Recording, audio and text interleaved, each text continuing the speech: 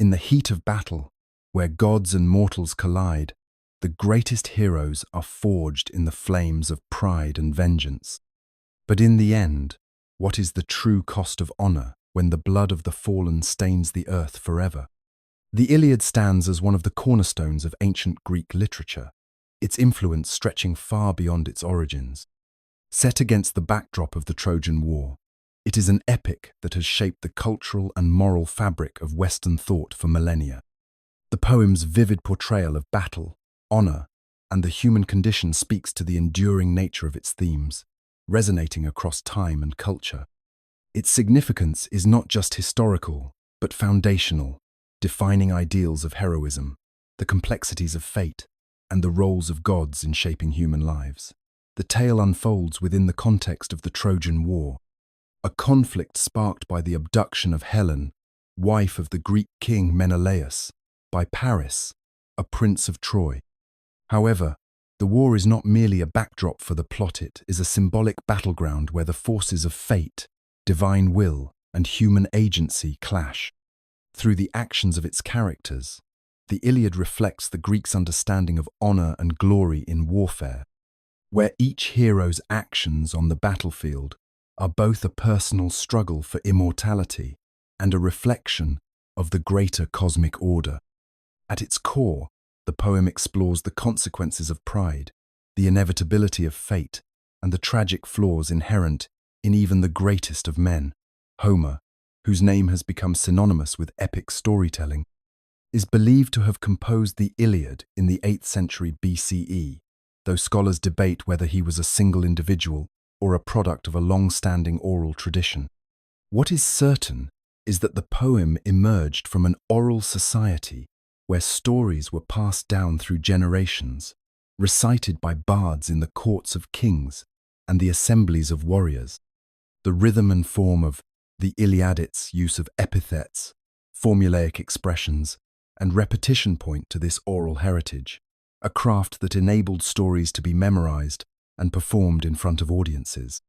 It was a way of preserving history, culture, and values for an illiterate society, and in doing so, Homer's narrative transcended its immediate historical moment to become a universal story. Key themes run through the epic like threads of gold, binding the actions of men and gods alike.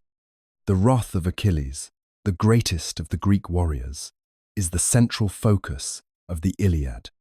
His anger at Agamemnon, the leader of the Greek forces, for taking his war prize, Briseis, sets off a chain of events that determines the fates of both the Greeks and the Trojans. This wrath, emblematic of human emotion at its most destructive, is not just a personal vendetta, but a force that ripples through the entire war, altering the balance of power.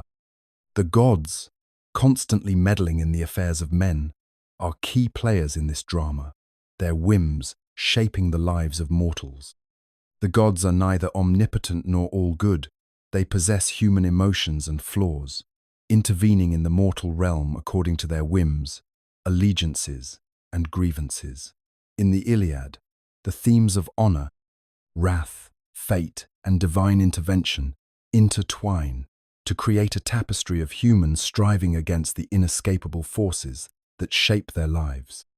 These themes, explored through Homer's vivid imagery and unforgettable characters, continue to challenge readers with questions about human nature, destiny, and the role of the gods in our lives. In the world of the Iliad, the gods are never distant or passive figures. They are deeply enmeshed in the lives of mortals, constantly intervening, influencing, and often deciding the fate of entire nations.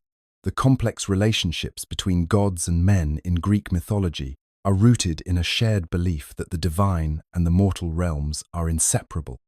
The gods, though immortal and powerful, are portrayed with distinctly human emotions: pride, jealousy, love, and anger-making, their influence both capricious and deeply personal. In this sense, the Iliad presents a vision of the cosmos, where the gods, while higher beings, are as deeply entangled in the passions and struggles of humans as the humans themselves. The Trojan War, the epic's central event, is not merely the product of human action, it is one in which the gods take an active, sometimes pivotal, role. Their involvement is not just limited to acts of aid or opposition in battle. They shape the course of the war according to their own agendas, alliances, and grudges. Zeus, the king of the gods, is both the final arbiter of fate and the god who seeks to maintain balance between the factions. Though he wishes to remain neutral, his will is often swayed by the pleas of other gods and the irresistible pull of their personal interests. Hera and Athena, for example, are fervent supporters of the Greeks, driven by anger and a desire to see Troy fall. Hera's jealousy of Paris, who awarded the golden apple to Aphrodite, and Athena's desire to aid her Greek warriors, particularly Odysseus, compel them to intervene on behalf of the Greeks at every turn. On the other side stands Apollo, whose allegiance to the Trojans is unshakable. Apollo, with his far-reaching power, is a god of both healing and destruction, and his presence on the battlefield is often a harbinger of death. The gods use their divine powers in subtle ways. Apollo causes plagues, Athena aids heroes in their strategies, and Hera employs seduction to sway Zeus himself. Their manipulation of mortal affairs is a reminder that, in the world of the Iliad, the line between divine and human concerns is often blurred, with the gods shaping and altering mortal destinies as if playing pieces in a grand cosmic game. The gods in the Iliad are not mere spectators, they are active participants in the events of the Trojan War. Their interactions with one another, and with the mortal warriors they favour or despise, drive the plot forward. They are deeply involved in the human drama of the war, and their intervention highlights the inevitable interplay between fate and free will. Though the gods possess immense power, they too are caught in the currents of rivalry, pride, and the whims of fat equalities they share with the mortal men and women they influence. In this world, the gods are not omniscient, nor are they always wise. They are as vulnerable to their own passions as the warriors who fight and die on the plains of Troy. The central conflict of the Iliad hinges on the wrath of Achilles, the greatest of the Greek warriors, whose anger and pride drive the narrative forward and shape the course of the Trojan War. Achilles' fury is ignited when Agamemnon, the leader of the Greek forces, dishonors him by taking Briseis, a captive woman who had been awarded to Achilles as a prize of war. This quarrel between the two heroes, rooted in a dispute over honor and personal pride, is more than a mere argument. It is a fundamental breakdown in the leadership of the Greek forces, and a rift between two men whose fates are tied together by the war. Achilles, deeply insulted by Agamemnon's actions, withdraws from battle in a rage, vowing not to return until his honor is restored. His decision to refuse to fight not only removes the Greeks' greatest warrior from the battlefield, but also highlights the destructive power of unchecked anger. Achilles' pride is so deeply wounded that he is willing to let the war drag on, even if it costs the lives of his comrades. His withdrawal is a statement of his individual dignity over the collective cause of the Greeks, and it sets the stage for one of the most poignant explorations of the themes of honor, pride, and rage in the epic. The quarrel between Achilles and Agamemnon is emblematic of the values that define the Greek warriors. In this world, honor is paramount. It is a currency that determines one's place in society and the battlefield. For Achilles, his honor is inseparable from his identity as the mightiest warrior, and Agamemnon's insult cuts to the core of his sense of self-worth. Agamemnon's action, though it may seem trivial to an outsider, is an affront that Achilles cannot ignore, and it sets in motion a chain of events that will lead to tragedy for both sides of the war. Achilles' refusal to fight also brings to the forefront the devastating consequences of unchecked rage. While his anger is justified in his eyes, it blinds him to the larger stakes of the war. He is consumed by his personal grievances, and in doing so, he loses sight of the collective struggle of the Greeks against the Trojans. His withdrawal from battle not only weakens the Greek forces, but also leads to the deaths of many of his comrades, including his close friend Patroclus, whose death will become the catalyst for Achilles' return to the fight. The themes of pride, honor, and rage intertwine throughout this central conflict. Achilles' wrath, driven by his sense of betrayal and his unyielding pride, showcases the fragile nature of honor in a world where reputation and personal glory are all that matter. His rage consumes him, leading him to abandon the very cause for which he was fighting. It is a tragic irony that, in his pursuit of personal justice, Achilles inadvertently accelerates the suffering of those he cares for. In this way, the Iliad paints a vivid picture of the destructive power of unchecked emotions and the high cost of pride and honor in a world defined by war. The Greek forces, gathered at Aulis in preparation for their war against Troy, are a microcosm of the complexities that underlie the conflict. The army, a vast assembly of warriors from various Greek city-states, is unified by their shared goal of taking Troy, but fragmented in their individual ambitions, loyalties, and honor. As the Greeks prepare for battle, their camp becomes a reflection of the power struggles that will unfold on both the battlefield and within their ranks. The Greek warriors are not just fighting the Trojans, they are also contending with internal strife and tensions, particularly over the leadership of Agamemnon. Agamemnon, the supreme commander of the Greek forces, is a figure who embodies the weight of leadership and the inherent flaws that come with it. Though he is the king of Mycenae and holds the highest rank among the Greeks, his leadership is far from secure. His decisions often spark division among his warriors, and his quarrel with Achilles, as we have seen, reveals the fragility of his authority. Agamemnon's actions, while intended to assert his dominance, instead sow discord, particularly as he makes decisions that prioritize his own honor over the collective welfare of the Greek army. His handling of the situation with Achilles and the resulting rift is a clear example of how his pride and power struggles undermine the unity needed for the war effort.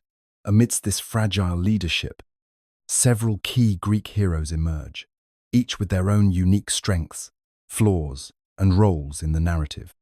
Odysseus, the clever and resourceful king of Ithaca, stands out for his wisdom and diplomatic skills.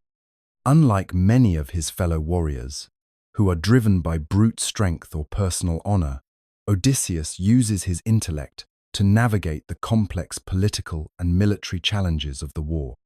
He is a master strategist, often stepping forward when calm counsel is required, offering solutions to disputes, and leading with a pragmatism that contrasts with the impulsive nature of many of the other heroes. Ajax, the towering warrior from Salamis, and Diomedes, the fierce and honorable king of Argos, are two other key figures in the Greek camp.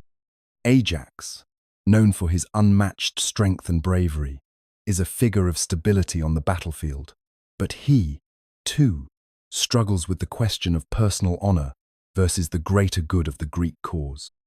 Diomedes, meanwhile, is portrayed as a hero of noble stature and martial prowess, one who demonstrates the virtue of self-control amidst the bloodshed, and whose decisions are often motivated by a sense of justice rather than pride. Patroclus, Achilles' closest companion, is another critical figure, whose fate will become the turning point of the war. Patroclus, though not as famed for his individual heroism as Achilles, embodies the loyalty and sacrifice that runs deep in Greek warrior culture. His eventual involvement in the war as a substitute for Achilles further complicates the dynamics of the Greek camp, as it forces the heroes to confront not just their own personal honor, but the consequences of their actions on the lives of those around them. The power struggle within the Greek army, particularly Agamemnon's troubled leadership, reveals the deep fissures that threaten to unravel the Greek cause from within. Despite their shared purpose, the heroes of the Greek army are often at odds with one another, torn between personal pride, loyalty to comrades, and the need for unified leadership in the face of the Trojan threat. The tension between Agamemnon's leadership and the ambitions of the other heroes, sets the stage for the epic's tragic unfolding, illustrating the complexities of war and the fragile nature of alliances formed in the heat of battle. The tension between the Greeks and Trojans reaches a peak when Paris, the young Trojan prince, steps forward to challenge Menelaus, the king of Sparta, to a duel over Helen, the cause of the war. Paris, emboldened by his own pride and the belief in his superiority, offers a challenge that will, in his eyes, settle the dispute once and for all. With Helen's fate hanging in the balance, he proposes that the two champions fight, each representing the honor of their people, and the victor will claim Helen as his own. The challenge, however, is more than a simple contest of strength. It is a reflection of the underlying tensions that define the war itself: pride, honor, and the right to possess. Menelaus, angered by the dishonor Paris has brought to him, accepts the challenge. As the two heroes prepare for battle, the scene becomes charged with emotion. The warriors, each representing their respective kingdoms, are poised to end the conflict with one final confrontation. The stakes are high, not just for Helen, but for the honor of both the Greek and Trojan forces. The duel is meant to bring closure to the war, to end the bloodshed that has raged for so long. Yet the fates are not so easily decided. As the duel begins, the gods, as they often do, intervene. The gods' influence over the events of the war is a constant thread woven throughout the Iliad, and here, in this pivotal moment, they cannot resist meddling. Athena, ever the schemer, encourages the Trojan prince to strike Menelaus with a sword, while Hera, determined to see the Greeks victorious, urges Menelaus to take the advantage. The gods' involvement is not limited to subtle whispers, but direct interference, shifting the outcome of mortal decisions with divine will. In this duel, their intervention ensures that no matter the outcome, the human effort is always overshadowed by their own desires and petty rivalries. The duel ends in disarray, as Paris, in a twist of fate, is saved by the goddess Aphrodite. At the crucial moment, when Menelaus gains the upper hand, Aphrodite swoops down to rescue her favored prince, enveloping him in a mist and whisking him away from the battlefield. Paris, for all his bravado and confidence, is not destined to face the consequences of his actions. His escape is a bitter blow to the Greeks, who had hoped to end the war in a single stroke.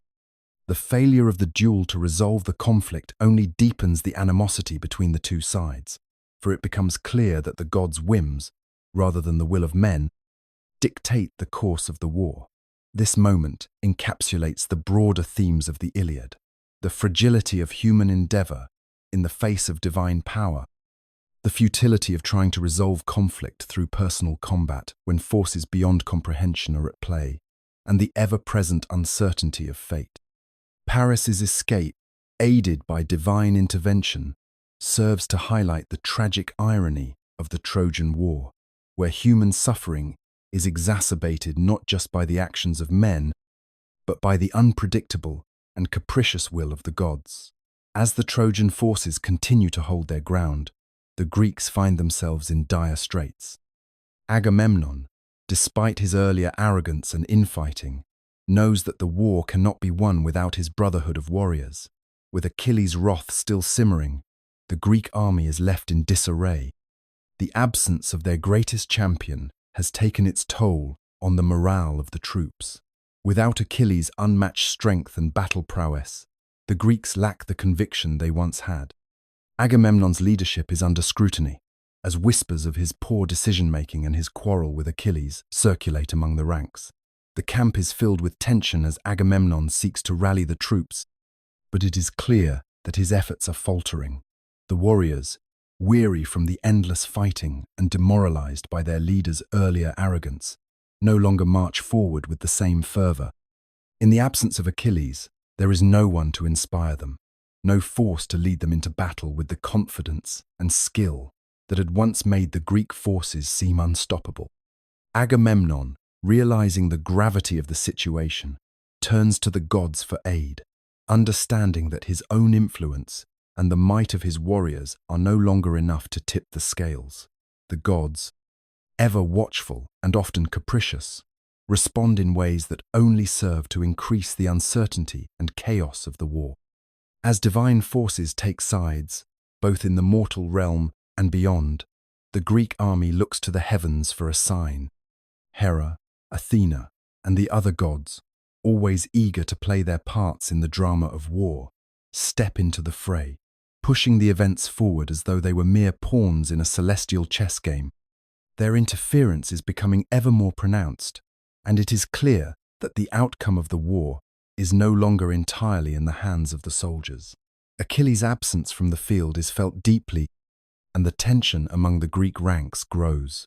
Despite Agamemnon's calls for unity, many warriors are disheartened, and the lack of leadership only exacerbates their sense of hopelessness.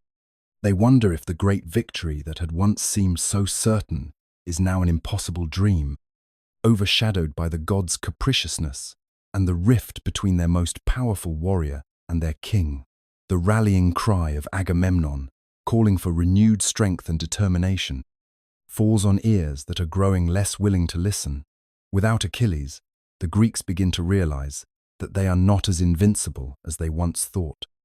And with each day that passes, it becomes clearer that their fate may rest not on their own might, but on the unpredictable whims of the gods. The first significant clash at the walls of Troy erupts with thunderous force as the Greeks, desperate to break the Trojan defenses, launch a coordinated assault on the city's formidable fortifications. The earth trembles beneath the weight of their charge, but despite their numerical superiority and the skill of their warriors, the Trojan defenses hold firm. Hector, the stalwart prince of Troy, stands resolute, leading his people with unwavering courage. His commanding presence on the battlefield inspires the Trojans, bolstering their strength as they face the Greek onslaught. His brother Paris, though less warrior-like, joins the fray, driven by pride and the need to defend his homeland and the woman who sparked the war. The battle rages with brutal intensity, each side determined to break the other. The Greek forces, now united under the strained leadership of Agamemnon, press forward, their eyes fixed on the prize of Troy's walls. Ajax the Great, towering above his comrades, cleaves through the Trojan lines with his massive shield, while Diomedes, known for his cunning and valor, strikes with precise blows, carving a path through the enemy ranks. The Greek warriors, though still weary from their prolonged siege, push forward with relentless force, each man fighting not just for glory, but for survival. On the other side of the battlefield, Hector stands as the heart of the Trojan resistance. His spear strikes with deadly accuracy, and his voice carries across the clamor of the battle, rallying the Trojans to fight with all their might. His leadership is undeniable, and his devotion to his city and family fuels his every move. He is the bulwark against the Greek tide, and his will is strong. Paris, though not of Hector's caliber, continues to fight valiantly beside his brother, wielding his bow with deadly skill, his arrows finding their marks in the chaos of battle. Despite his past mistakes, he feels the weight of his actions now, and the need to defend his home and people burns in his heart. Amidst the carnage, the gods watch from their immortal realm, their influence over the mortal world as constant as the changing tides. Athena, with her strategic mind, guides the Greek warriors, whispering into the ears of their leaders, while Apollo, with his divine archery, aids the Trojans. The gods' interference is unceasing, shifting the tides of battle with each intervention. Hector, favored by Apollo, becomes an almost unstoppable force, while Diomedes, protected by Athena, smites his foes with divine precision. The gods seem to toy with the fates of mortal men, their whims driving the outcome of each skirmish. As the day wears on, neither side seems to gain the upper hand. The clash at the walls of Troy, a violent testament to the endurance of both armies. The warriors are battered, their spirits tested, but they press on, knowing that the fate of their cities, their families, and their honor hangs in the balance. The gods, ever present, continue to shape the course of the battle, their influence, a reminder that the mortal realm is never free from their meddling. Hector, the Trojan prince, stands as the towering figure of heroism on his side. More than just a warrior, he embodies the heart of Troy itself, steadfast protector of his city and his people. His name, whispered with awe and respect, is known across the battlefield. Unlike many of the warriors around him, Hector fights not for glory or for personal gain, but out of a deep, abiding sense of duty to his city, his family, and his gods. The weight of this responsibility sits heavily on his shoulders, yet he bears it with a courage that never falters. As the greatest hero of Troy, Hector's values are clear honor, duty, and family. These principles guide every action he takes, whether he's standing as the wall between the Greeks and his city, or comforting his wife, Andromache, as she pleads with him to stay safe. He is the embodiment of what it means to be a noble warrior, understanding the stakes of the war in ways others cannot. Unlike his brother Paris, whose youthful pride and reckless actions have caused much of the conflict, Hector's motivations are deeply tied to protecting his family, his homeland, and the very soul of Troy. He fights not for vengeance, but for survival and preservation. Yet, the tension between Hector's values and the overwhelming pressure from the gods is a constant undercurrent in his life. The gods, ever eager to play their games with mortal lives, watch from their lofty thrones, directing the fates of men like pawns on a grand chessboard. Apollo, patron of the Trojans, favors Hector, strengthening his resolve and making him a force that even the greatest of Greek heroes struggle to match. But this divine favor is as much a curse as it is a blessing. Hector knows that the gods, despite their gifts, do not always offer the protection they seem to promise. They manipulate, they demand, and their whims can lead even the noblest warriors into ruin. Hector, aware of his destiny, understands that no mortal man is truly free from the gods' influence. As the battle rages on, Hector's leadership is tested time and again. His valor is unmatched, and his presence on the battlefield is both a source of strength and a reminder of the tremendous burden he bears. His decisions, whether on the battlefield or in the quiet moments with his family, are made with the weight of Troy's fate pressing down on him. He does not shrink from it, but he cannot escape the inevitable clash between mortal will and divine intervention. His bravery shines through in every strike he makes and every word he speaks, but the shadow of fate lingers, a constant reminder that no hero, no matter how noble, can fight forever against the will of the gods. In the quiet moments before the storm of battle, Hector's thoughts are torn between his love for his family and the unyielding pull of his duty. He knows, deep down, that he must face the wrath of Achilles, that his time as Troy's greatest defender may be limited. But as long as he draws breath, Hector will fight, not just for himself, but for the future of those he loves. Even if the gods themselves are against him, the death of Patroclus is the pivotal moment in the Iliad, a heart-wrenching shift that forever alters the course of Achilles' fate. Up until this point, Achilles has been a figure of pride, consumed by his own wrath and withdrawal from the battlefield. His quarrel with Agamemnon over the capture of Briseis has kept him distant from the fighting, and his absence has weighed heavily on the Greeks. But the moment he learns of Patroclus' death, his world unravels. The bond between the two men was more than friendship. It was a profound, almost sacred connection that transcended the realm of comradeship. Achilles, who had once been untouchable in his anger, now faces a grief that pierces deeper than any wound of war. Patroclus, in his desire to protect the Greeks, had donned Achilles' armor, hoping to turn the tide of battle. But it was his downfall, for Hector, mistaking him for the great warrior, struck him down. The news reaches Achilles like a thunderbolt, and in an instant, his indifference to the war is shattered. The grief is raw, overwhelming Patroclus. The one person Achilles truly loved has been taken from him. His heart, once hardened by pride and anger, now swells with the weight of unbearable loss. The grief quickly transforms into something more dangerous rage. Achilles' sorrow for his fallen friend is consumed by an all-encompassing fury. His refusal to fight, which had been driven by personal slight and wounded pride, is no longer relevant. The man who had once been unwilling to lift a sword in defense of his comrades is now driven by vengeance. The gods themselves cannot escape the storm he is about to unleash. His fury consumes everything in its path, and it is no longer a war for glory, but a war for retribution. Achilles' decision to return to battle marks his transformation from the sulking, proud hero to the unstoppable force of nature that will face Hector in his final moments.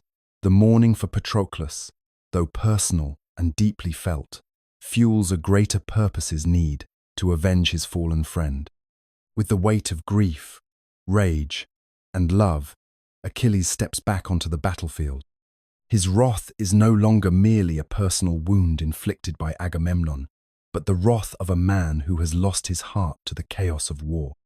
His anger now focuses solely on Hector, the man who has taken from him everything that mattered.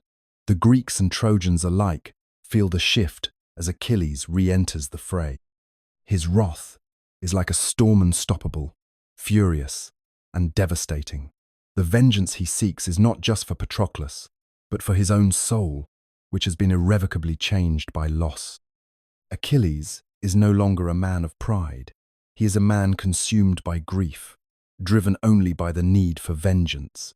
His rage has become his strength, and it will carry him into his fateful confrontation with Hector, where the forces of mortality and fate will collide in a battle that echoes with the loss of love and the brutality of war. The creation of Achilles' shield is one of the most iconic moments in the Iliad, an extraordinary piece of divine craftsmanship forged by the god Hephaestus. When Thetis, Achilles' mother, seeks to arm her son for his return to battle, she turns to Hephaestus for help. The god, moved by the grief and rage of the hero, creates a shield that is not merely a weapon of war, but a profound reflection of the world itself. Each section of the shield is a tapestry of images that encapsulate the entirety of human experience, from the peaceful rhythms of life to the chaos of battle. Hephaestus depicts the earth, the sky, and the seas, the city, and its citizens capturing the beauty and brutality of existence in intricate detail. The shield is more than just an object of protection for Achilles. It becomes a symbol of his internal struggle, of the human condition itself. The scenes of peace, of agricultural work, and of marriage contrast sharply with the violent and tumultuous images of war, symbolizing the balance between creation and destruction, love and loss. These depictions of life are a reminder to Achilles of the world he is fighting for yet. Ironically, it is this very shield, with all its representations of human life, that also encapsulates his tragic fate. The shield bears the weight of Achilles' destiny, to be both a participant in and a tragic witness to the cruel cycles of life and death. For Achilles, the shield is deeply emotional. It is a gift of both practical significance and spiritual resonance, offering him a moment of reflection before the chaos of war engulfs him once more. The images of peace on the shield serve as a painful contrast to his own situation, where rage, loss, and the thirst for vengeance have become his driving force. He sees on the shield the life he could have had, the life of the farmer, the builder, the lover, and the father, but instead, he is locked in a battle of death. Achilles, a man consumed by fury, is forced to reckon with the human world he is detached from, a world that continues to function even as he seeks only vengeance. The emotional significance of the shield is profound. It is a reminder to Achilles of what he is fighting for, even as he knows that his quest for vengeance has already marked him for an early death. Each strike he makes on the battlefield will be a strike against the peace and stability that the shield represents. The shield, like his wrath, is all-encompassing, reflecting the depth of his rage and the eventual devastation that will befall him. It is a masterpiece of divine art, but it is also a mirror of the warrior's fatia, fate bound by bloodshed, honor, and the fleeting nature of life itself. Achilles' return to battle is nothing short of legendary, driven by an all-consuming desire for vengeance after the death of his dear friend, Patroclus. His grief and rage have reached a boiling point, and his decision to re-enter the fray marks a dramatic shift in the tide of the Trojan War. His absence from the battlefield had been felt keenly by the Greeks, who had suffered in his absence. But it is not the plea of Agamemnon or the suffering of the Greeks that calls him back, no.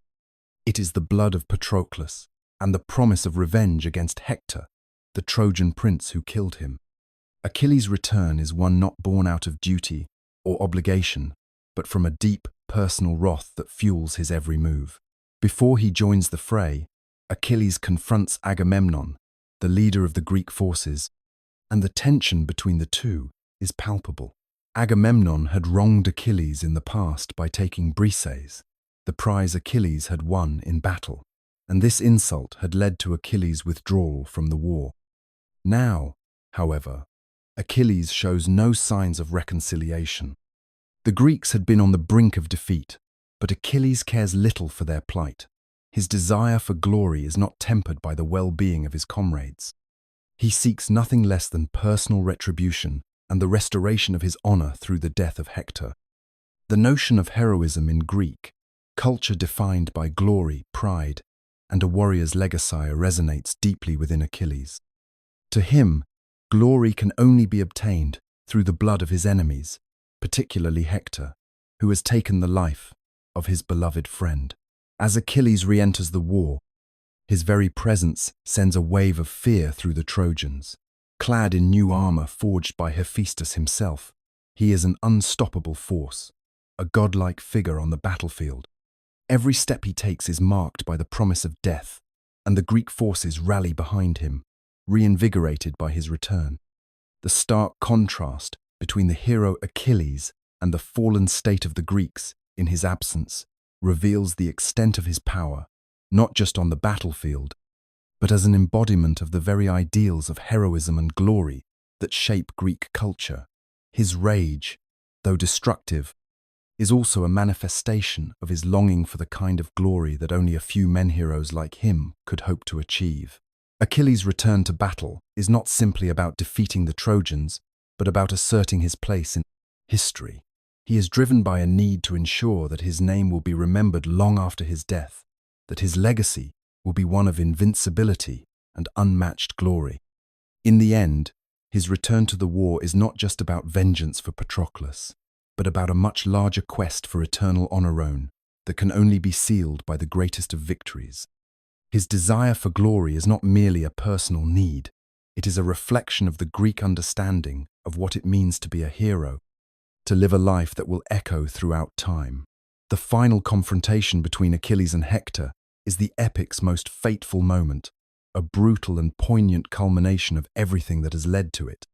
Hector, the heart of Troy and its greatest warrior, stands at the edge of despair, knowing that his fate is sealed.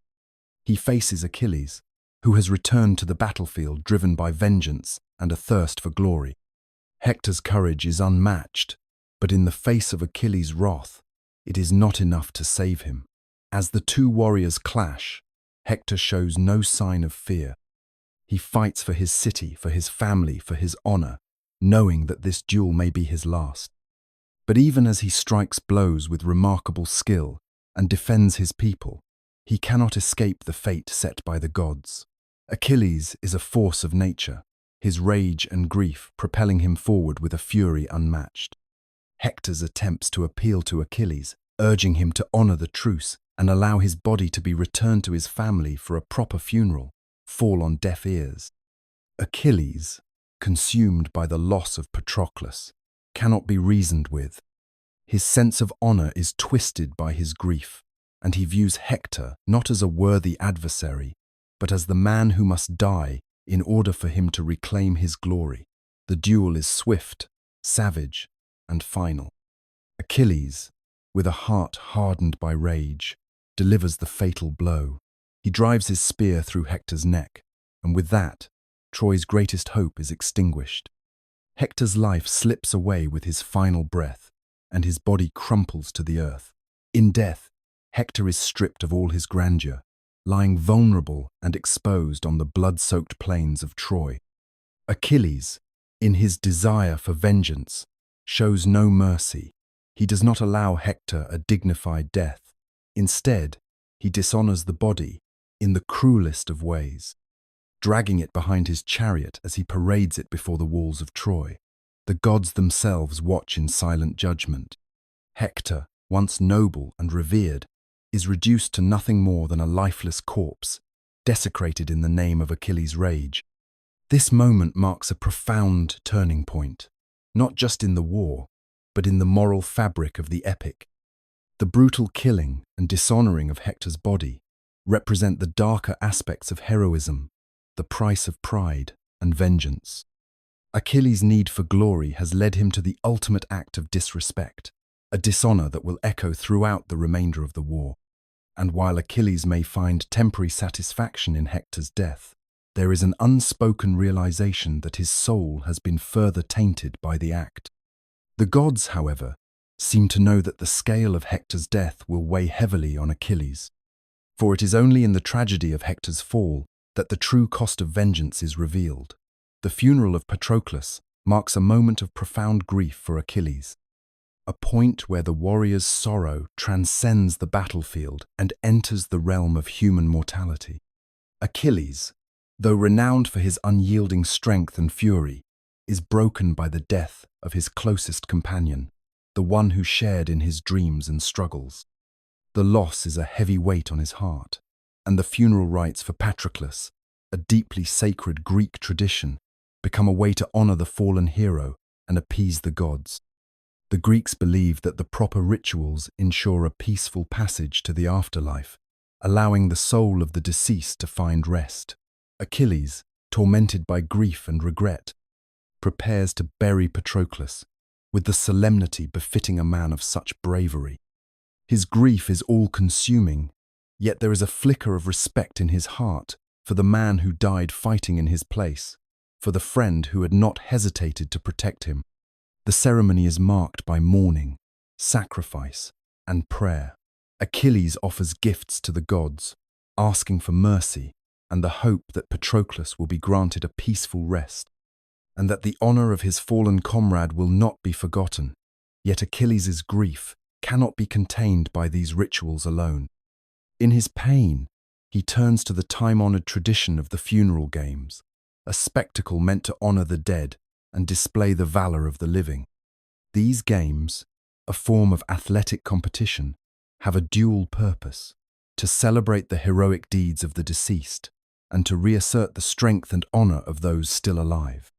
Achilles, now in a state of near madness over his loss, takes charge of the games with a fierce determination, channeling his anguish into the contests that follow. The games themselves are grand and violent, featuring chariot races, foot races, boxing, and wrestling, all designed to test the strength and skill of the contestants. While these contests are meant to show respect for the deceased, they also serve as a way for the warriors to prove their worth in a world that constantly demands proof of honor and valor. The warriors, driven by their own desire for glory, compete with fierce intensity, but it is Achilles' sorrow that pulses beneath the surface of each event. Every act of competition, every moment of victory, is imbued with the honor of Patroclus, who is now both the muse and the motivation for these games. Yet even in the fervor of these competitions, Achilles is haunted by the memory of his friend. The games, despite their outward display of honor and athleticism, cannot quell the storm within him. He knows that no amount of victory, no matter how glorious, can undo the loss of Patroclus. The funeral games are meant to honor the dead, but for Achilles, they only serve as a painful reminder of all that has been lost, the irreplaceable bond of friendship that no victory can ever restore. King Priam's journey to the Greek camp is a moment of raw emotion and vulnerability, driven by a father's desperate love for his son. The walls of Troy have fallen around him, and the weight of the war's toll presses heavily upon his shoulders. He comes not as a warrior, but as a father, humbled and desperate to reclaim the body of his beloved Hector. The gods have shaped the fate of his people, and now they seem to twist his grief into a final test of humanity. He sets out alone, armed only with the weight of his sorrow, and a ransom worthy of the greatest warrior Achilles himself. Priam's decision to walk into the heart of the enemy camp, to face the man who killed his son, is one of profound courage. He is driven by love for Hector, the son he raised with pride, whose honor and valor had been unmatched. Priam knows that the respect for his son's body cannot be lost, that the desecration of it would be an unbearable dishonor.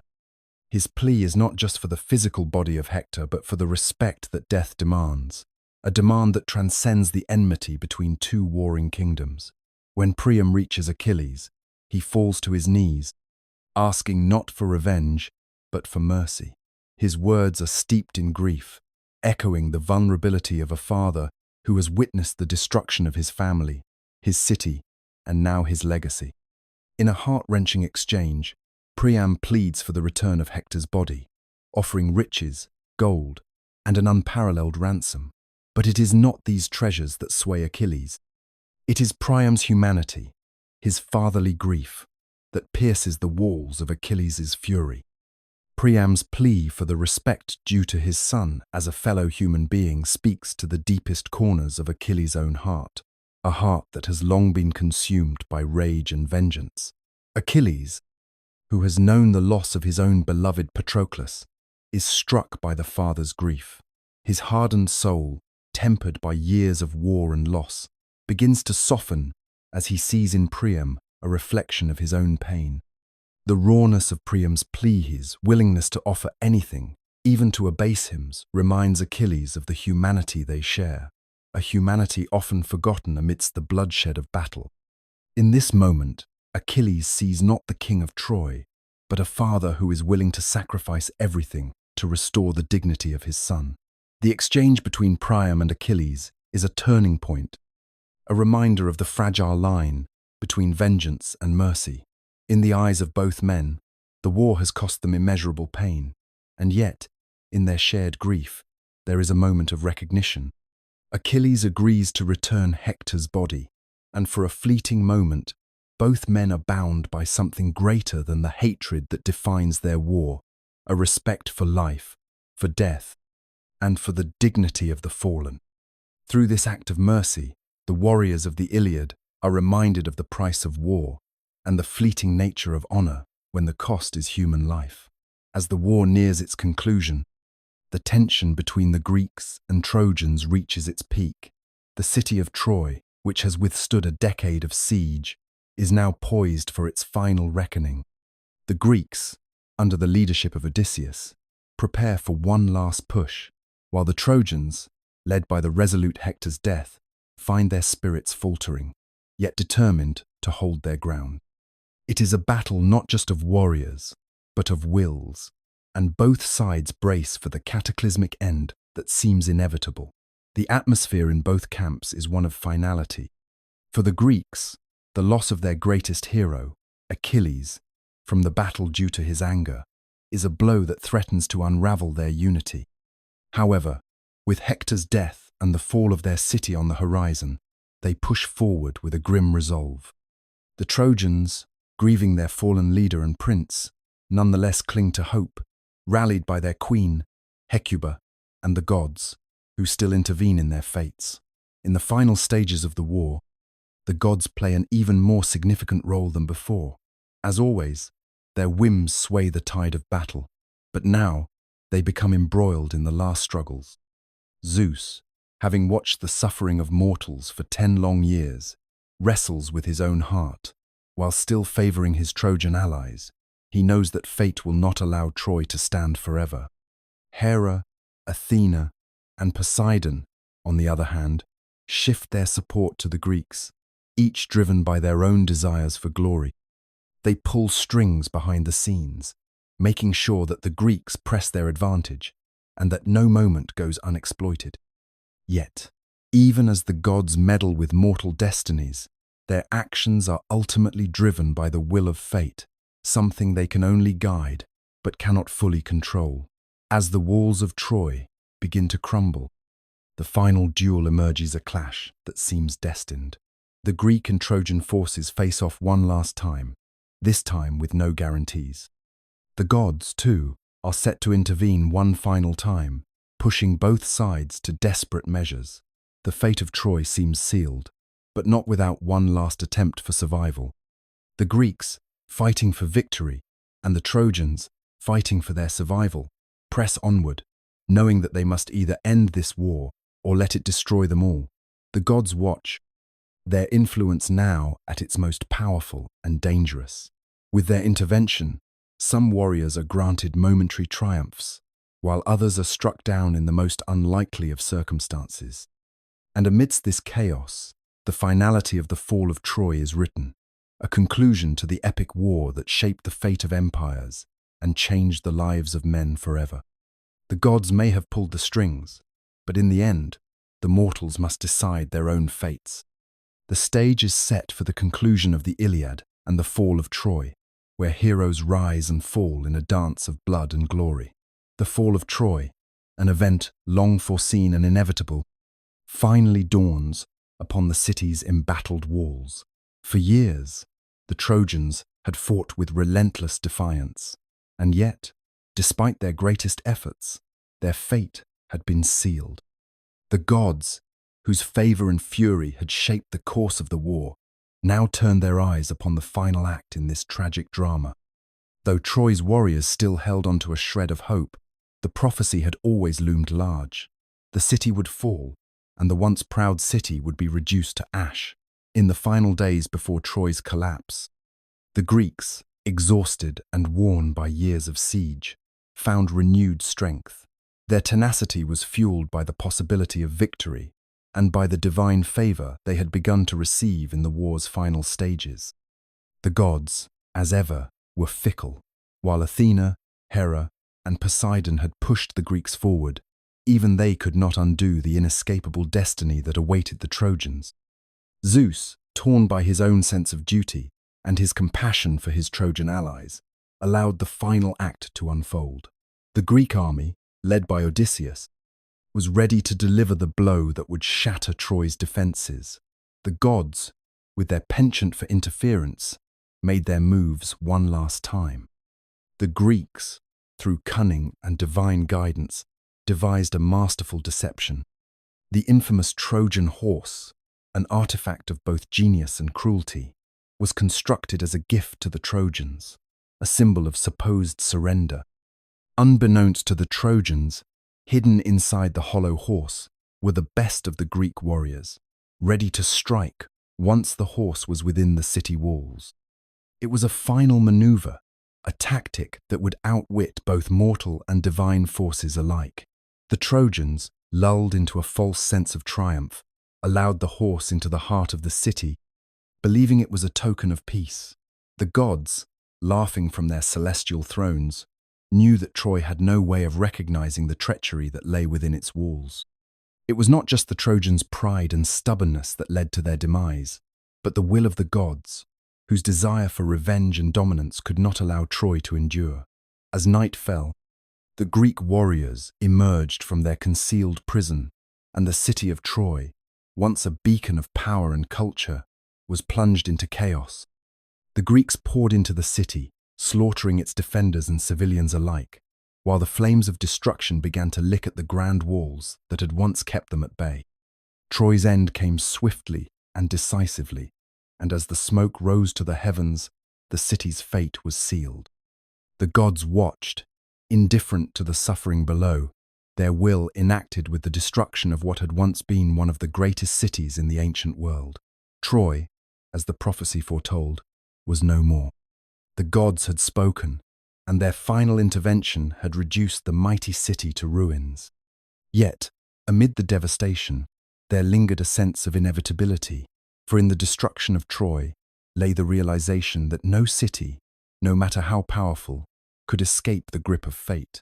The Greeks, after years of relentless siege and countless failed attempts to break through Troy's impregnable walls, resorted to a final, cunning strategion that would forever stain the legacy of the war with betrayal and deception. The Trojan horse, a masterstroke of both genius and cruelty, emerged from the minds of Odysseus and the greatest strategists among the Greeks. It was a symbol of false surrender, a gift offered to the Trojans in the guise of peace, but inside it hid the deadliest of threats, a group of Greek warriors, armed and ready to deliver the final blow. The Greeks had carefully orchestrated this deception. The horse, crafted from wood and hollowed to house a select force of men, was left at the gates of Troy. It was a gift meant to symbolize the Greeks' withdrawal, an offering to placate the gods and the Trojans after 10 years of war. The Trojans, weary and hopeful for an end to their suffering, saw the horse as an omen of victory, proof that the Greeks had finally given up and returned to their ships. In their pride and desperation, they dragged the massive structure into the heart of their city, not understanding the deadly trap concealed within. The gods, as ever, played their part in the fate of the city. Some, like Athena, aided the Greeks in their scheme, while others watched passively, indifferent to the human drama unfolding below. The Trojans, in their arrogance, held a grand celebration to mark the end of the siege, oblivious to the dark turn their fate had taken. As the night descended, with the city caught in a false sense of victory, the Greek warriors emerged from their wooden prison, silently and swiftly. They moved with deadly purpose, cutting down the sentries and opening the gates for the rest of the Greek army, which had returned under the cover of darkness.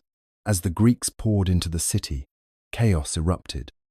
The Trojans, caught by surprise, scrambled to defend their homes and families, but it was too late.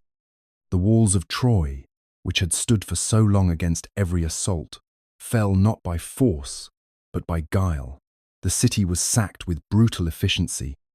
The once great walls, which had been symbols of Troy's invulnerability, were now a backdrop for destruction. The Greeks poured into the streets, their swords and spears, cutting down any who dared to resist. The gods, who had watched the war unfold with their own agendas, now turned their gaze upon the final moments of Troy's glory. In the midst of the slaughter, the most sacred of places, the temples and altars, were desecrated. The gods' power was not only in victory, but in the ruin of all that had once stood sacred. The fall of Troy was total, and the Greeks, despite the suffering they had endured, now stood victorious. Yet, in their triumph, they had ensured that the story of Troy would be written not just in the blood of its people, but in the betrayal and bloodlust that had led to its end. Troy, the city that had once been the epitome of power and culture, was no more. Its streets lay in ruin, and its walls were but a shadow of their former glory. The Greeks had won, but at what cost?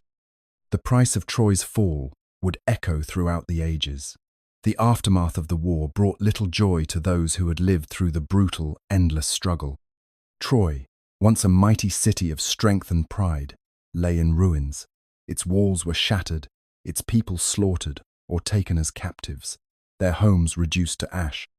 The gods, too, had withdrawn their favor, leaving the victors to confront the consequences of their triumph. The Greeks had won, but their victory was hollow.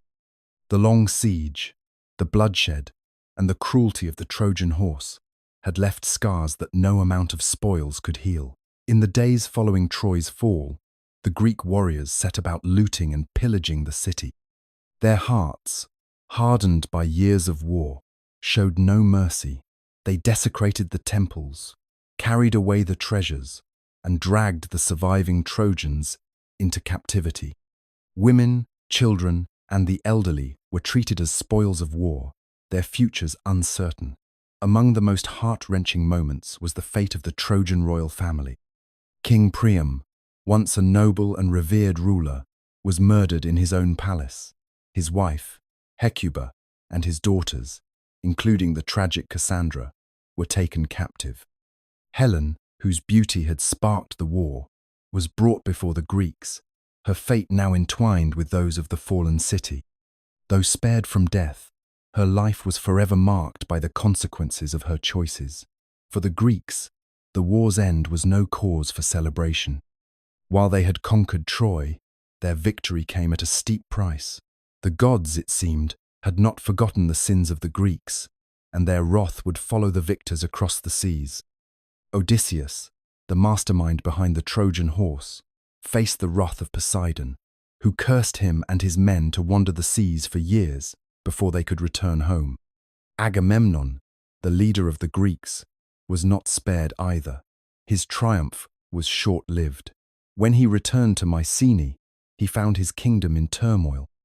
His wife, Clytemnestra, driven by vengeance for the sacrifice of their daughter Iphigenia, murdered him in his own home. The heroes of the war, like Achilles and Hector, had paid the ultimate price. Achilles, the greatest of the Greek warriors, had been slain by Paris, and his body desecrated by the vengeful hands of Hector's family. Even in death, the great hero's fate was entwined with the bloodshed of the war. Hector, the noblest of the Trojans, had been struck down by Achilles, his body dragged through the streets of Troy, only to be ransomed by his father, Priam, in a moment of sorrowful humanity. The war that had consumed so many lives left a world forever scarred. The Greek victors, now filled with the weight of their deeds, carried their losses with them into their uncertain futures. Troy was gone, but the legacy of its destruction would live unetched in the hearts of those who had fought and those who had perished, a haunting reminder of the cost of war. The heroes returned home, but the true toll of their journey was not measured in spoils, but in the shattered lives and broken spirits that followed in the wake of Troy's fall. The return journeys of the Greek heroes were fraught with hardship, loss, and the lingering shadows of war. The great heroes who had once stood as pillars of strength on the battlefield now found themselves adrift, far from the glory of Troy. The Greek warriors, weary from years of bloodshed, faced not only the physical challenges of their long voyages, but also the emotional toll of returning to homes that had been altered forever by the ravages of war. For many, the journey home would become as harrowing as the war itself, a painful reminder that Nostos, the longing for home, could never be fully realized without sacrifice. Odysseus, perhaps the most famous of the returning heroes, embarked on a journey that would take him 10 years to complete. His story became one of the most enduring narratives of all Greek mythology, encapsulating the struggles of a man desperately trying to return to his family and his kingdom. The gods, ever capricious, did not make his journey easy. Poseidon, furious at Odysseus for blinding his son, the Cyclops Polyphemus, pursued him relentlessly, casting him from one perilous situation to another. From shipwrecks to encounters with the supernatural, Odysseus faced trials that tested his wits, his courage, and his very soul. The theme of Nostos, the return home, became central to his journey, but it was not without its costs. His men, once hopeful, perished one by one, and even his own heart, torn between home and the temptations of the gods, remained fractured throughout his long odyssey. Agamemnon, too, struggled with the return home. While Odysseus wandered through the seas, Agamemnon faced the internal treachery of his own household. When he returned to Mycenae after the fall of Troy, he expected a hero's welcome. But Clytemnestra, his wife, harbored a deep resentment for the sacrifice of their daughter Iphigenia and had conspired with her lover, Aegisthus, to murder him. The great king, whose leadership had led the Greeks to victory, was slain in his own home, his Nostos ending in blood and betrayal. The tragic irony of his death, the return of a hero only to be undone by his own family, echoed the darker truths of the war. Even triumph could not ensure peace. For the other heroes, homecoming brought different trials. Ajax, who had fought valiantly in Troy, found himself in a deep rage after Achilles' armor was awarded to Odysseus rather than him. Consumed by a sense of dishonor, Ajax fell upon his own sword. His tragic end highlighted the psychological toll of the war, a toll that could not be healed by mere homecoming.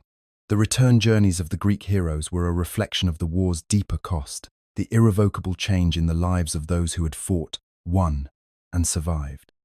The homes they returned to were no longer sanctuaries, but places fraught with betrayal, loss, and the haunting memories of the past.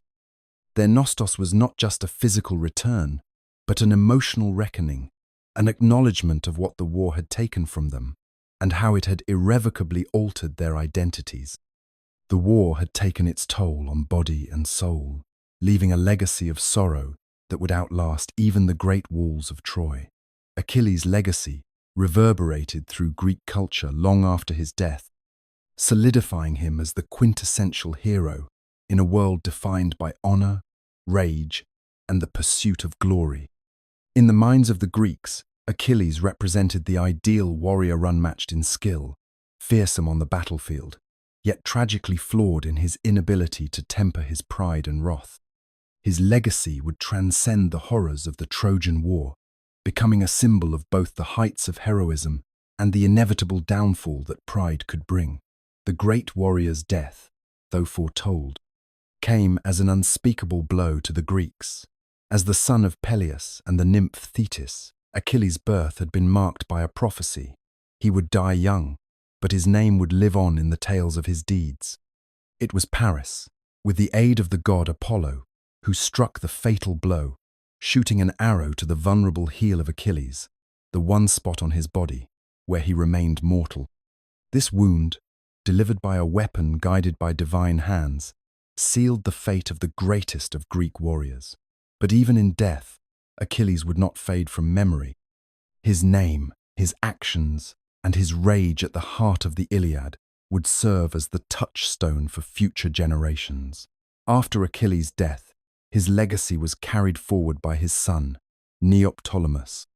Young and fierce, Neoptolemus, also known as Pyrrhus, sought to honor his father's name, taking up his sword in battle.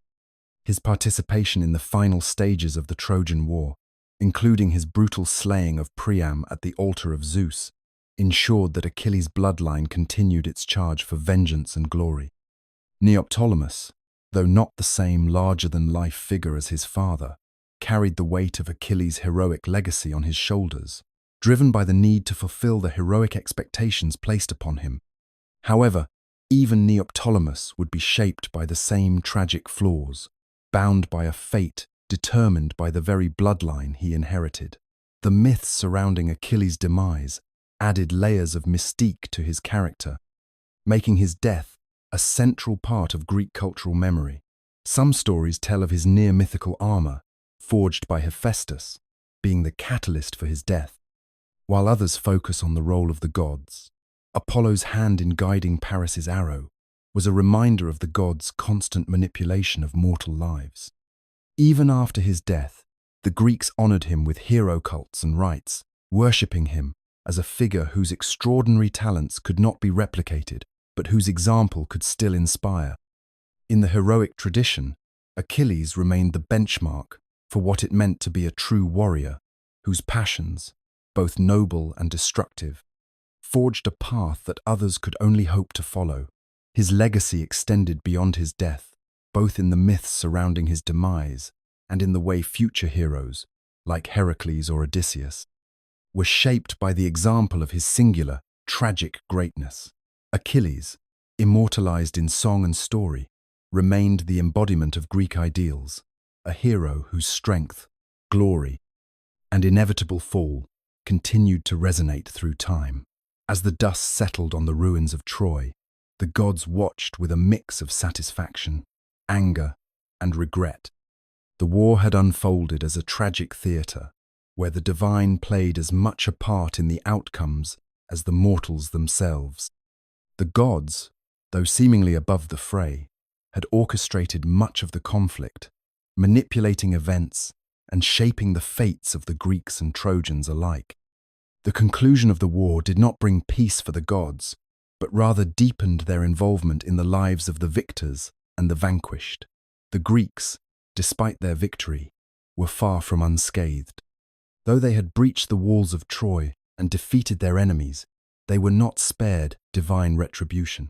Agamemnon, who had led them to triumph, would soon feel the weight of his actions.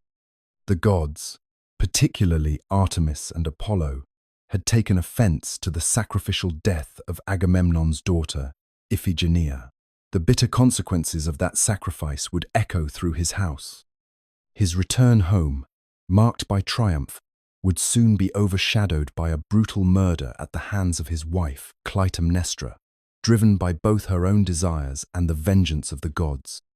The wrath of Artemis and the divine justice served upon Agamemnon were a reminder that the gods could not be ignored, no matter how mighty one might be in mortal affairs.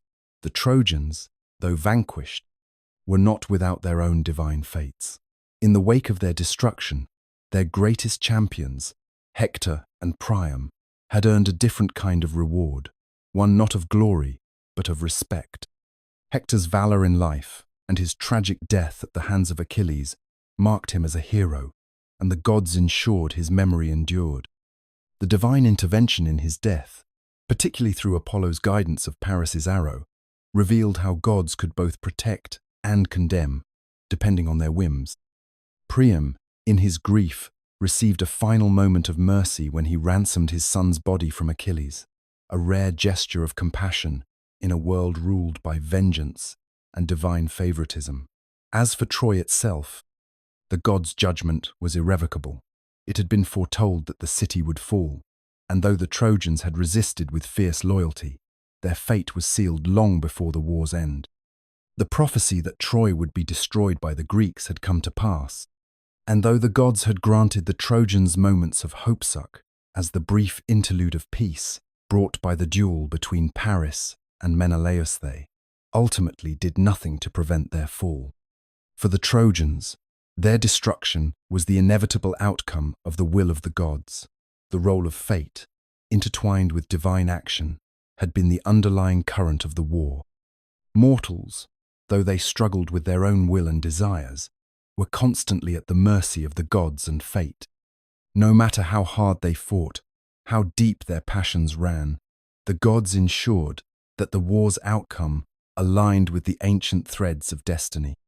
In the end, the war was not just a contest between two cities, but a reflection of the gods' power to shape the mortal world, where glory and ruin were not the products of human strength alone, but divine design.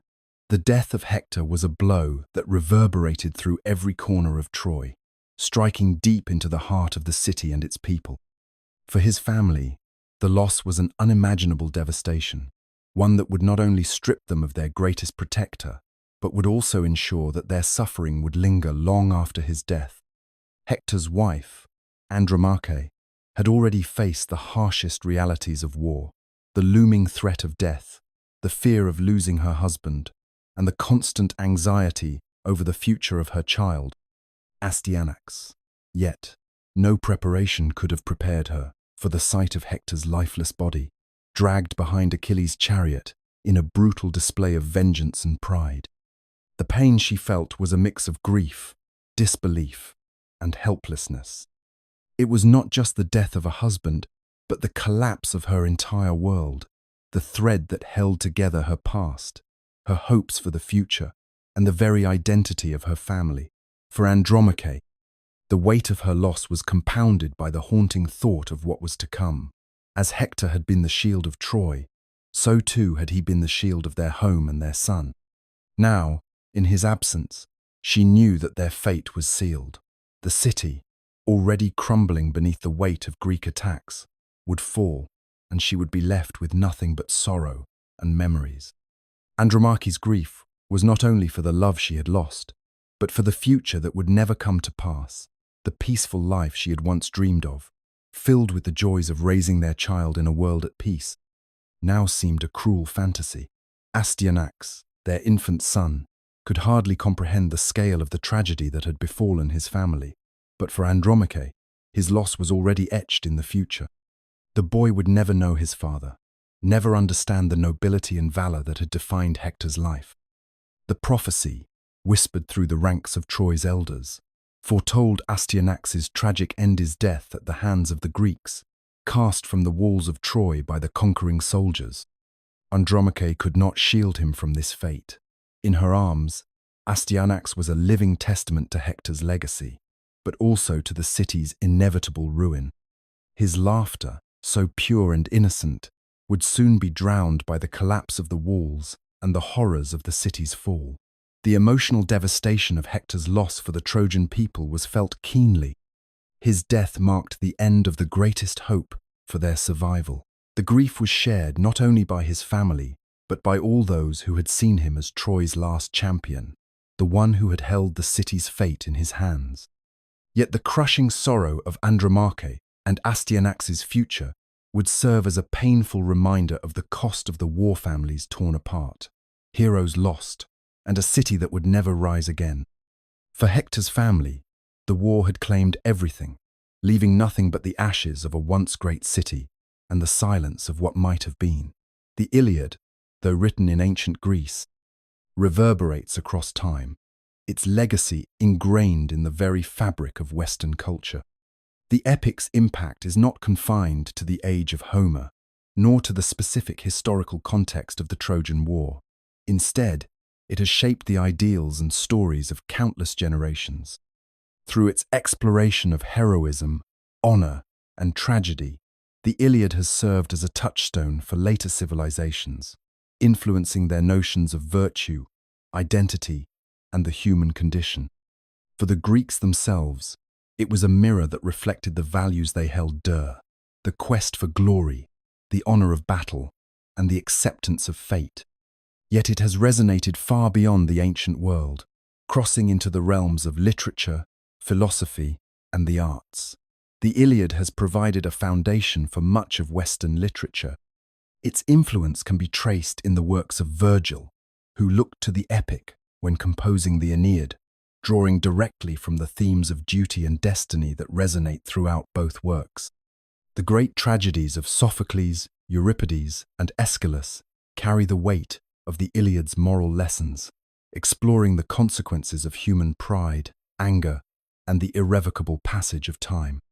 Moreover, the Roman tradition absorbed Homeric ideals, melding them with their own sense of Roman virtue, ultimately shaping the conception of leadership, warfare, and civic duty in the empire. As the centuries passed, the Iliad remained a touchstone for the classical education of medieval and Renaissance scholars, its stories of gods and men continuing to captivate readers' imaginations. The Iliad's influence extends far beyond the world of literature. It has pervaded philosophy, often cited by thinkers grappling with the nature of heroism and ethics. The tension between fate and free will, explored in Achilles' story, has been a subject of philosophical discourse for millennia, as scholars have examined the idea of the heroic code and its implications for human agency. The tragedy of Achilles, in particular, speaks to the often painful complexities of human existence, the pursuit of honor and glory, often at the cost of one's own peace, happiness, and, ultimately, life. In this sense, the epic mirrors a central dilemma of human life, the struggle between pursuing personal desires and the acceptance of a greater, often cruel, fate. The arts, too, have been profoundly shaped by the Iliad. The sweeping battles, the divine interventions, and the complex characters of the epic have inspired countless works of visual art, from ancient pottery to Renaissance painting and modern film. The timeless themes of the Iliad, honor, vengeance, love, and loss, have translated into powerful, enduring narratives that continue to inform storytelling today. The heroes of the Iliad, especially Achilles and Hector, have become archetypes, representing the conflict between personal desire and duty, the pain of inevitable loss, and the search for meaning in a world defined by war and conflict. The legacy of the Iliad is not merely in its influence on later civilizations, but in its profound understanding of what it means to be human. It is a narrative that delves into the very core of human experience, grappling with questions of mortality, destiny, and the pursuit of glory. Through its depiction of the Trojan War, it speaks to the timeless struggle within every individual, the desire for honor, and the inevitable tragedy that comes with it. In these themes, the Iliad remains as relevant today as it was in the ancient world, offering a powerful reflection on the human condition, one that continues to resonate with readers, philosophers, and artists alike. In the Iliad, fate stands as an inescapable force that guides the destinies of both gods and mortals. The concept of Moira, or fate, governs every aspect of the story, shaping the lives and actions of the heroes and intervening in the struggles of war. Whether mortal or divine, no character in the epic can escape the reach of fate, and the inevitability of death and loss looms over the narrative like a shadow. This fatalistic worldview, inherent in Greek thought, contrasts sharply with the more modern conceptions of free will, offering a deeper exploration of human suffering, heroism, and the choices we make in the face of a predetermined end. Fate, in the world of the Iliad, is both a curse and a blessing. For the mortal heroes, it is a force that cannot be challenged. Achilles, the greatest of the Greek warriors, is bound by it as much as the weakest soldier. His early withdrawal from battle is driven by his sense of dishonor, but even his return to the fray, spurred by rage and grief, is dictated by the forces of fate. It is foretold that Achilles' life will be short but glorious, and this knowledge drives his actions throughout the epic. He knows that his decision to re-enter the war will lead to his death, yet the promise of glory is too great for him to refuse. Thus, even his greatest triumph, the killing of Hector, leads to his own downfall, as foretold by the gods. Hector too is bound by fate, though his struggle is tinged with more sorrow and resignation. The Trojan prince understands that his death is inevitable, yet he continues to fight with honor and courage, knowing that his actions will secure a lasting legacy for his family and his city. Hector's final moments on the battlefield are characterized by a tragic awareness of his fate. Despite his valor, he cannot escape the grim prophecy that his life will be taken by Achilles. This dual awareness of heroism and destiny underscores the tragedy of the epic. No matter how brave or noble a warrior may be, fate will always have the final say. The gods, though seemingly all-powerful, are also bound by the will of fate. They may intervene in mortal affairs, but even their power is constrained by the cosmic order. Zeus, the king of the gods, often expresses his frustration with the inevitability of fate, acknowledging that even he cannot alter the destinies laid out for the heroes. The gods' attempts to influence the war seem to serve a greater cosmic purpose, often bringing about the very outcomes they wish to avoid. In this way, the gods themselves are not immune to the forces that govern the universe, and their actions serve to reinforce the futility of resisting fate. The tension between free will and predestination is ever present in the Iliad. Characters like Achilles and Hector make choices, some noble, some driven by pride or anger, but their decisions always lead them toward their fated end.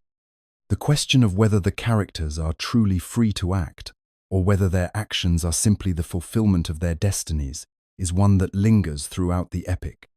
This tension, unresolved in the narrative, mirrors the human struggle with fate itself. Can we truly escape the course of our lives, or are we all merely players on a stage set by forces beyond our control? The Iliad presents no easy answers, but in its tragic beauty, it illustrates the inescapable power of fate that governs both gods and men. In the world of the Iliad, the Greek warrior code is central to the lives of the heroes, shaping their actions, values, and decisions. This code, governed by the ideals of honor and glory, dictates much of the behavior of the warriors both on and off the battlefield. To live and die in pursuit of personal honor is to ensure immortality in the eyes of their people and gods. The concept of kleos, or glory, is the ultimate aim for the heroes, and it is this pursuit that both elevates and condemns them. For these warriors, their lives are defined by the pursuit of distinction, but this comes at the cost of their relationships, their peace of mind, and ultimately, their survival. Achilles, the greatest of the Greek warriors, embodies the intense and personal nature of the warrior code. His wrath, which drives much of the epic's plot, arises from a deep sense of insult to his honor by Agamemnon. Achilles refuses to fight in the war, prioritizing his personal sense of dignity over the collective needs of the Greek army. To him, the individual pursuit of glory and respect is more important than victory in the battle itself. His moral dilemma is one of pride and loss, pride in the deep conviction that he deserves more than he has been given, and loss in the absence of the glory that he could achieve if he were to return to the battlefield. In this way, Achilles grapples with a complicated question: is personal glory worth more than the sacrifice for the greater good of others? His decision to re-enter the fight only after the death of Patroclus signifies his realization that, despite his anger, his desire for glory and revenge ultimately trumps his earlier decision to prioritize his honor over the war effort. In contrast, Hector, the Trojan prince, serves as a foil to Achilles. While Hector is equally bound by the warrior code, his sense of honor extends beyond personal glory.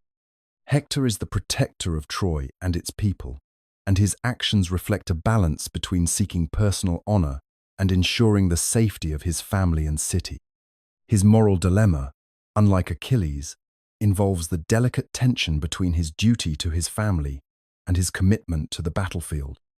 As a father and husband, Hector is torn between his love for Andromache and his son, Astyanax, and the duty he feels as a warrior. His sense of honor requires him to fight, even knowing the fatal consequences. Hector understands that, like all warriors, his life is bound to the whims of fate, but he remains resolute in his determination to uphold his duty. The warrior code's emphasis on personal glory versus the collective good is a consistent theme throughout the Iliad. While both Achilles and Hector are driven by the desire for honor, their differing perspectives reveal the complexity of their respective codes. For Achilles, individual glory is the highest pursuit, even at the cost of others' lives. For Hector, while personal honor matters, his overarching duty to his family and his city is the guiding force. The moral dilemmas faced by these two figures are not easily resolved, highlighting the internal struggles of warriors torn between the pursuit of glory and the need for sacrifice, and offering a poignant exploration of the costs of heroism. The Trojan War, as depicted in the Iliad, is a story not only of heroism and glory but also of immense human suffering. The toll it takes on the soldiers, their families, and the city of Troy itself is profound and inescapable. The warriors fight for honor, for glory, and for their gods, but each victory comes at a steep price, and the narrative does not shy away from showcasing the destruction that war inevitably brings. Achilles, for all his might and valor, becomes a symbol of the cost of such a pursuit. His rage and thirst for glory lead to the death of countless soldiers, including his close companion, Patroclus. The grief that follows Patroclus's death is overwhelming for Achilles. He is consumed by the loss of his friend, a wound deeper than any inflicted on the battlefield. Achilles' sorrow is not unique to him. For the Greeks, the toll of war is felt in every camp. With every loss, families back home receive no respite, only letters or rumors that bring news of loved ones killed, maimed, or lost in the chaos. The warriors are far from the idyllic heroes of epic poetry. They are men who die violently, are dishonored, or, at best, live only to mourn their fallen comrades. Even those who return home find that their lives are forever changed, marked by the brutality they endured and the families they can no longer protect. The Trojans, too, feel the pain of loss. Hector, the noble warrior and protector of Troy, fights not for personal glory but to shield his family and city from the Greek onslaught. His tragic fate, sealed by his duel with Achilles, underscores the futility of such warfare. His wife, Andromache, waits in vain for his return, only to learn of his death. The anguish of Andromache and her son, Astyanax, is a reflection of the war's human cost. The city of Troy itself becomes a living, breathing entity, its streets filled with the cries of those who have lost everything. With each warrior who falls, there is a mother, a wife, or a child left behind to suffer. The death of Hector and the subsequent grief of his family crystallizes the senselessness of the violence that consumes both sides, while the gods, who intervene time and again in the conflict, seem to operate on a scale beyond human comprehension. The soldiers and their families are forced to face the personal, heartbreaking reality of war. The Iliad does not offer a glorified image of battle, nor does it attempt to obscure the brutal aftermath. It is a narrative of loss, of lives, shattered by the relentless cycle of violence that war breeds. The tragedy is not just in the death of the warriors, but in the way war uproots entire lives, leaving behind broken homes, empty arms, and the haunting knowledge that the cycle of destruction will continue.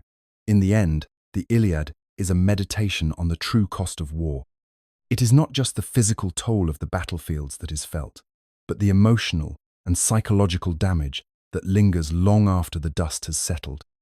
The grief, the anguish, the questions of why, all of it speaks to the senselessness of violence and the irreversible consequences that war leaves in its wake. It is a poignant reminder that, while glory may be earned on the battlefield, it is often overshadowed by the human suffering that follows. Throughout the Iliad, the gods are portrayed as powerful and immortal beings, yet their actions often reveal the flaws and frailties that mirror those of mortals.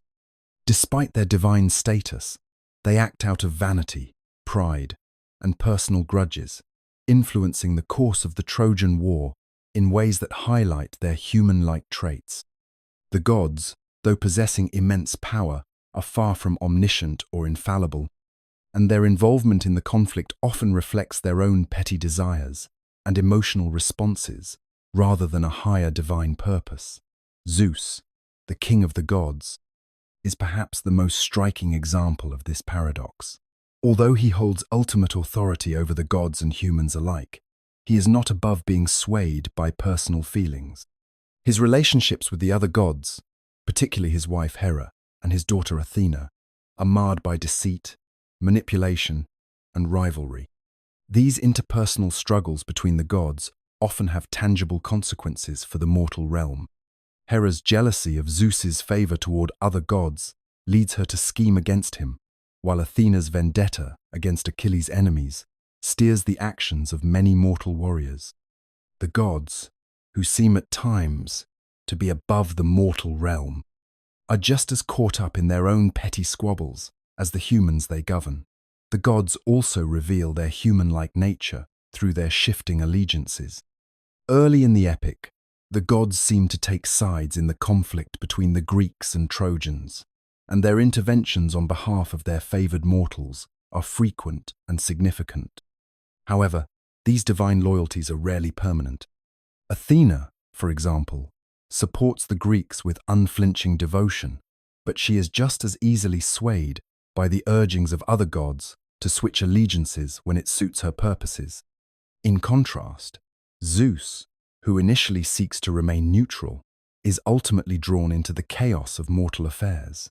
His decisions often influenced by the manipulations of other gods or his own emotions. The gods' changing allegiances serve as a reminder that even the most powerful beings in the epic are not immune to the forces of personal bias and emotion that drive their decisions.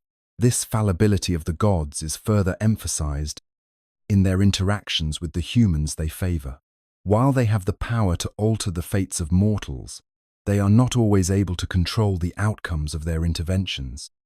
Achilles, for example, is invulnerable except for his heel, yet it is not the gods who determine his death, but rather the eventual actions of Paris, a mortal. Similarly, Hector, despite being the mightiest of the Trojans, is fated to die at the hands of Achilles, with the gods only playing a peripheral role in his demise.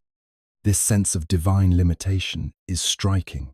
The gods, despite their great powers, are unable to prevent or control the tragic destinies that unfold. The mortals, in a sense, are as subject to fate as the gods themselves. The gods, despite their vast powers, are not infallible or omnipotent.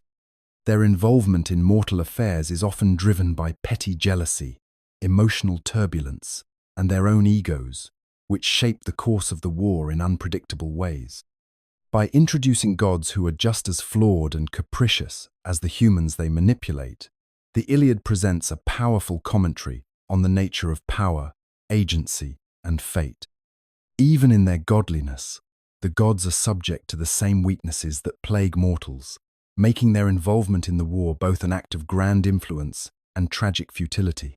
In the Iliad, the concept of heroism is intricately tied to the Greek ideal of arete, which refers to virtue, excellence, and the pursuit of greatness. For the heroes of this epic, arete is defined not only by physical prowess but by the ability to transcend ordinary limitations and achieve honor through strength, courage, and an unwavering commitment to battle.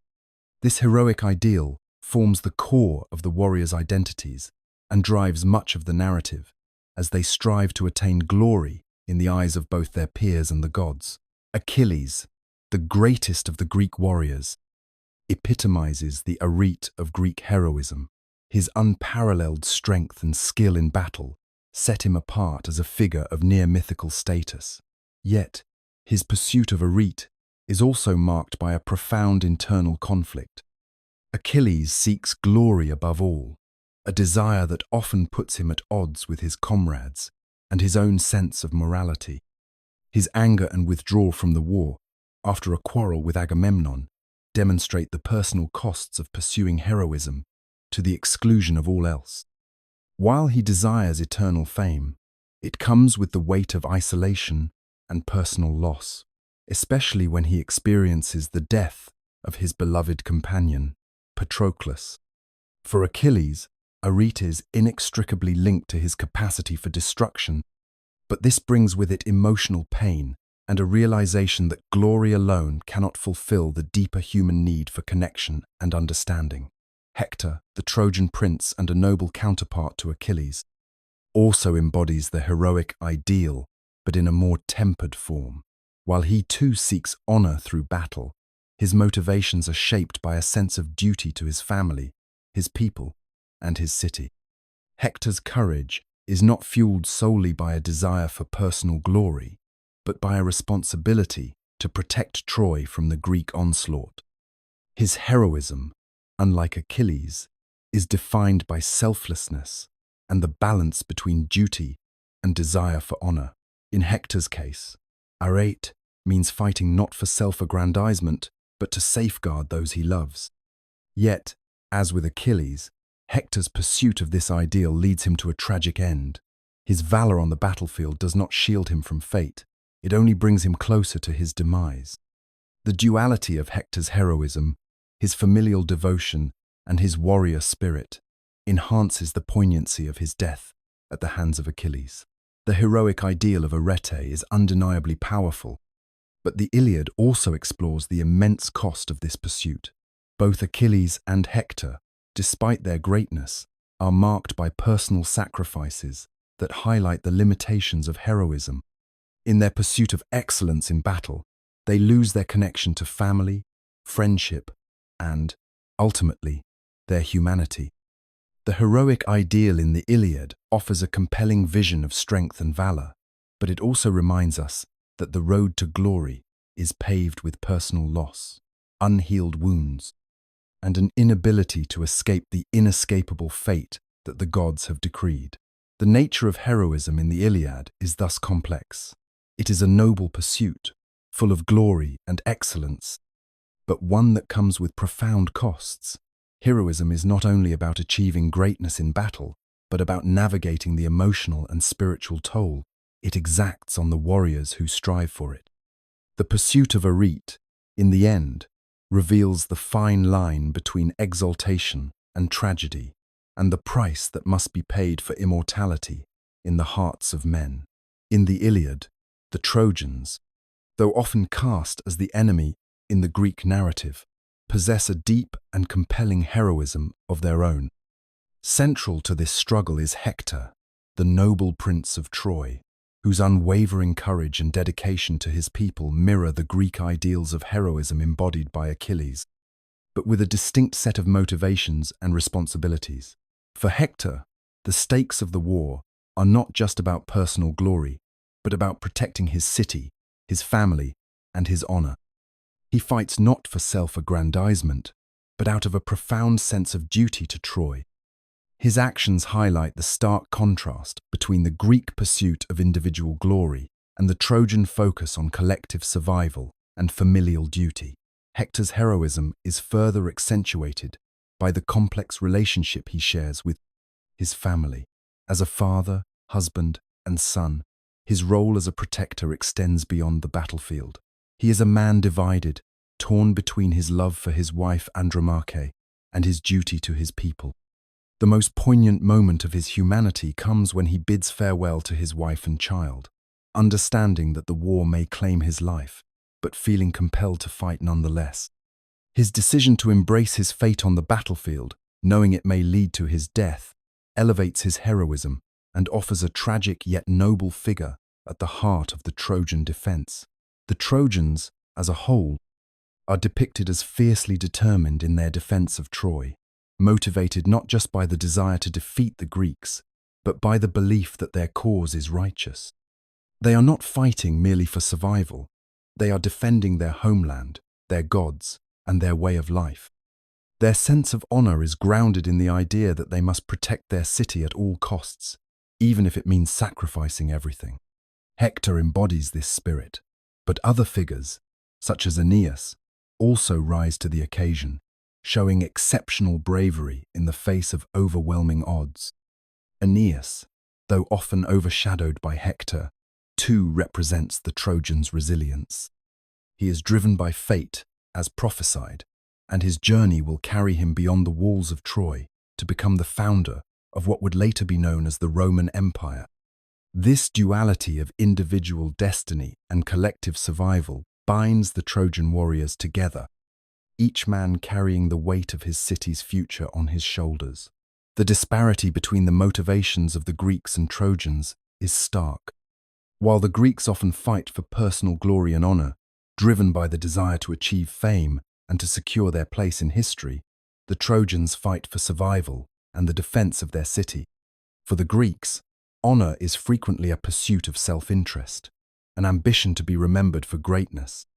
For the Trojans, however, the war is about the survival of a people, the safeguarding of their way of life, and the preservation of their familial bonds. In this way, the Trojan struggle takes on an almost tragic inevitability. Their valor, while immense, is often matched by the knowledge that fate has already sealed their destruction. Their heroism is thus imbued with a sense of loss from the outset, and their fight for survival becomes an act of defiance against the gods themselves, whose wills are already aligned against them. In the Iliad, the roles of women, though seemingly secondary in the context of warfare and heroism, are both significant and poignant, revealing the emotional and psychological toll of the Trojan War. Women in the epic are not warriors themselves, but they play pivotal roles that influence the outcomes of battles and shape the moral and emotional dimensions of the story.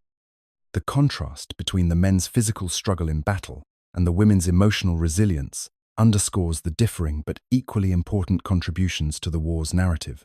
Helen, though often seen as the cause of the war, is a deeply complex character in the Iliad. Her beauty is the catalyst for the conflict, but her presence on the battlefield is marked by isolation and regret. She feels trapped between the competing forces of love and guilt, torn between her loyalty to Paris and her longing for a life free of the destruction that her actions have wrought. As she interacts with the Trojan women, especially in her moments of sorrow, Helen becomes a figure of pathos, symbolizing the collateral damage of the war. Her inner conflict, whether to remain with Paris or to return to her former life of evils, the pain women experience in the wake of war, a pain that is largely invisible to the warriors around them, whose lives are defined by physical conquest. Andromache, the wife of Hector, embodies the emotional heart of the Trojan side. Her grief and fear for Hector's safety provide a sharp contrast to the valorous actions of the men. She is not driven by the desire for glory or honor, but by the raw, unrelenting love for her husband and the dread of his potential death. Her plea for Hector to stay home and protect their family reflects the vulnerability of the women left behind. Andromache's suffering, amplified by the loss of her family after Hector's death, speaks to the collateral damage of war that ripples through the lives of those who are not involved in the fighting, but are nonetheless shaped by its consequences. Her story culminates in the tragic separation from her husband, her loss of her city, and her future, now uncertain. The women of Troy, while remaining distant from the combat, act as emotional anchors, often serving as voices of reason, grief, and supplication. These women, Helen, Andromache, Hecuba, and others, are not passive figures. They influence the decisions of their husbands, their families, and even the gods themselves. In times of crisis, they offer counsel, reflect on fate, and are forced to endure the emotional destruction wrought by the war. Unlike the warriors, who have the power to kill and die in battle, the women's power lies in their emotional endurance and their ability to endure loss with grace. They are the silent victims of war's brutality, facing the impossible challenge of holding together families and communities in the face of unimaginable trauma. The impact of war on women is both direct and indirect, as their lives are forever altered by the deaths, disappearances, and wounds of the men they love. In the Iliad, women become the custodians of memory and grief. Their lives are testament to the costs of conflict that do not make it onto the battlefield, but resonate just as deeply in the hearts of those left behind. In the Iliad, the gods are powerful, unpredictable forces whose whims and desires shape the course of human events. They are not distant, detached entities. Rather, they engage directly in the lives of the mortals, often meddling with their fates for reasons that reflect their own personal grudges, desires, or interests. The gods in the Iliad are as capricious and flawed as the humans they oversee, showing a distinct lack of consistency in their actions, which results in profound consequences for the mortal world. One of the most striking examples of divine intervention is when Achilles, the central hero of the Greek forces, is influenced by the gods in both his greatest triumphs and his deepest moments of grief. The gods directly influence his emotions and actions, and their interference shifts the trajectory of the war. For instance, after the death of Patroclus, Achilles is consumed by grief and rage, vowing to kill Hector. The gods play a role in his return to battle, with Thetis, Achilles' mother, seeking help from the god Hephaestus, who forges a new set of armor for her son. Achilles' newfound strength and resolve, however, are as much a product of divine intervention as they are of his own will. Another powerful intervention occurs when Zeus, king of the gods, enacts his will through the gods of the battlefield.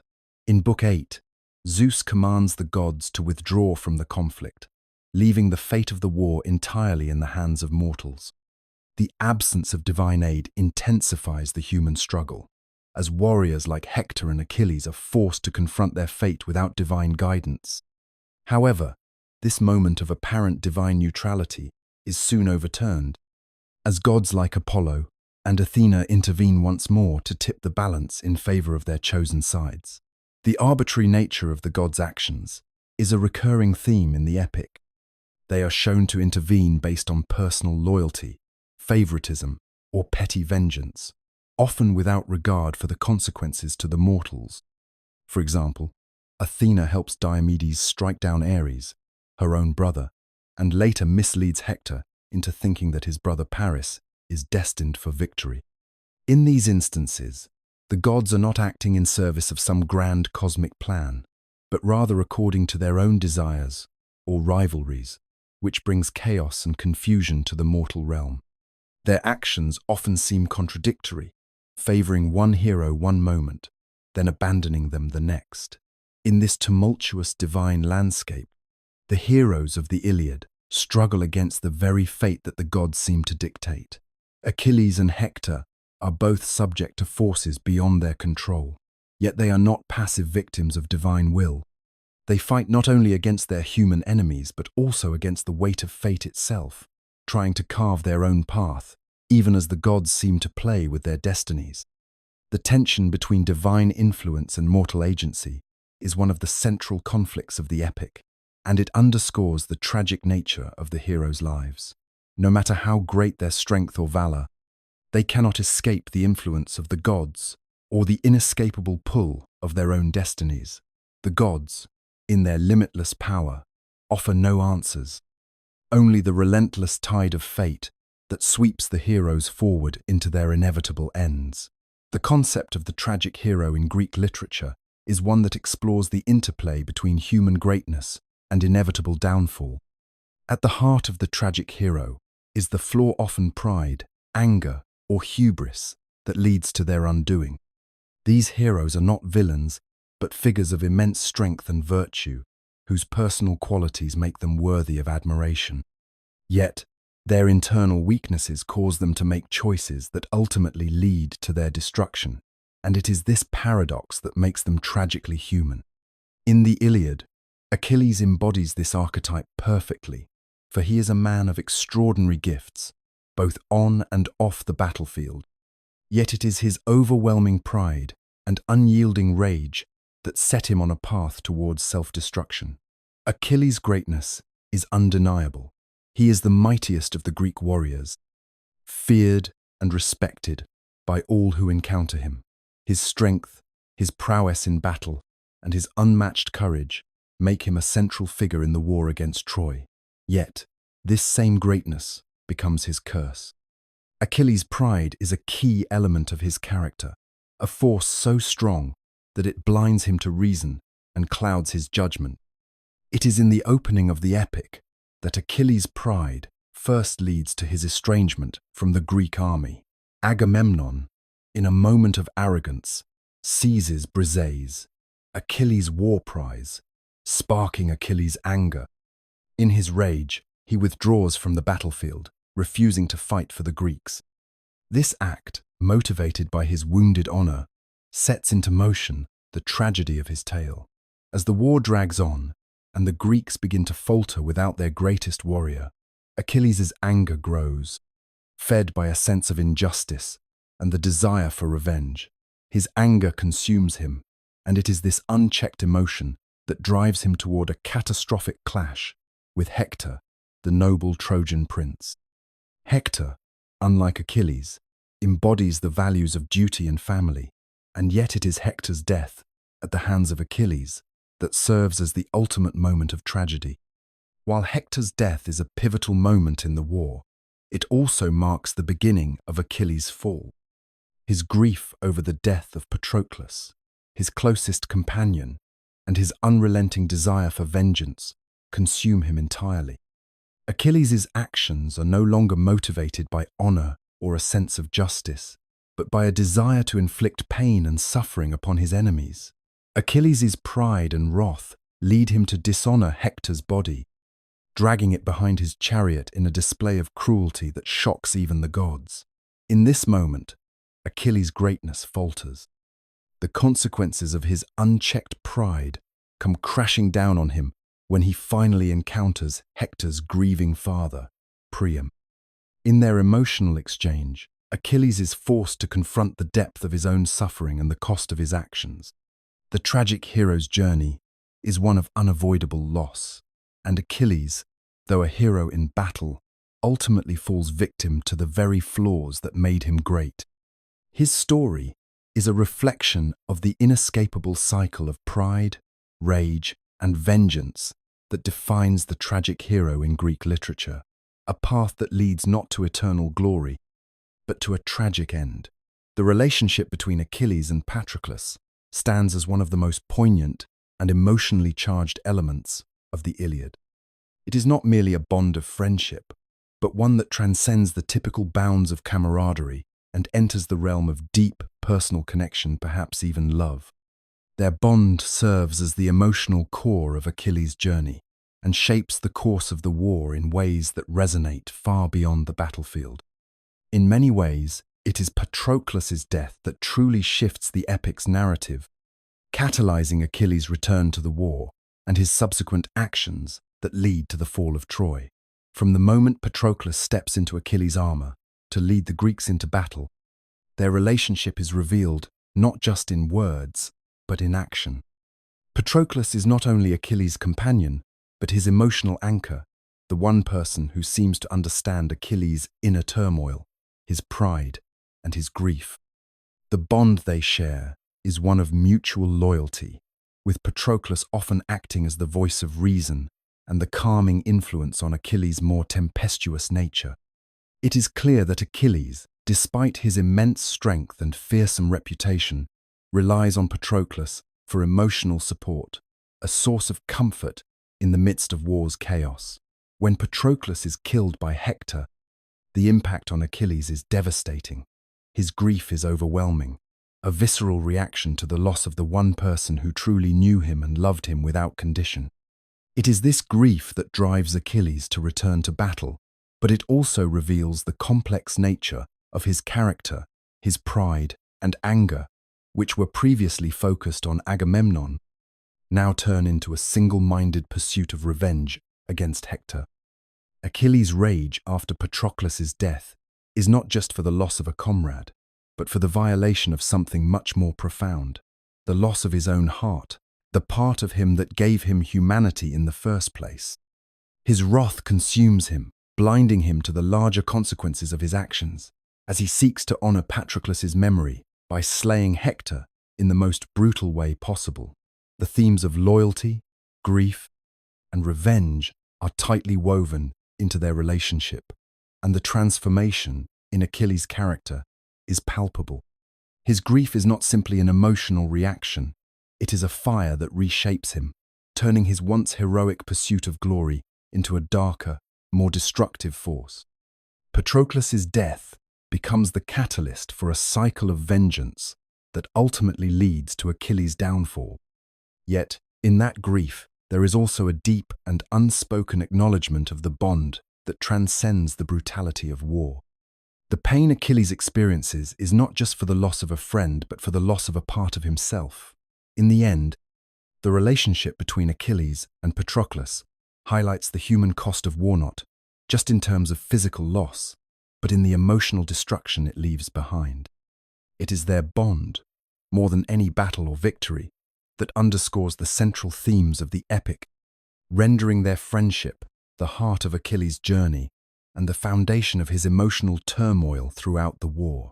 War, in the Iliad, is not merely a backdrop for heroism and glory. It is a force that blurs the lines of morality, forcing characters to confront the ethical cost of battle and the consequences of their actions. The warriors in this epic are driven by a complex code of honor, where victory and personal glory outweigh considerations of mercy and justice.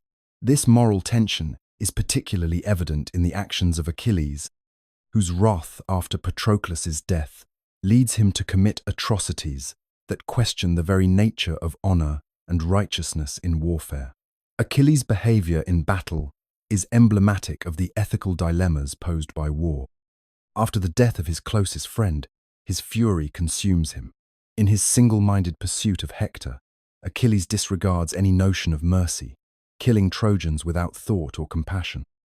His slaughter of the enemy becomes a grotesque spectacle, particularly when he drags Hector's body behind his chariot, an act that violates the sacred rituals of burial and insults the very concept of honor he seeks to defend.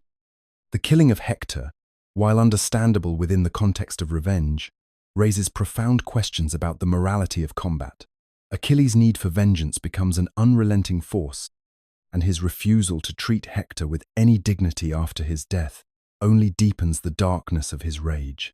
The epic presents a world where the lines between right and wrong become increasingly murky, as the gods themselves, though often omnipotent, are also shown to act out of personal vendettas, further complicating the morality of warfare.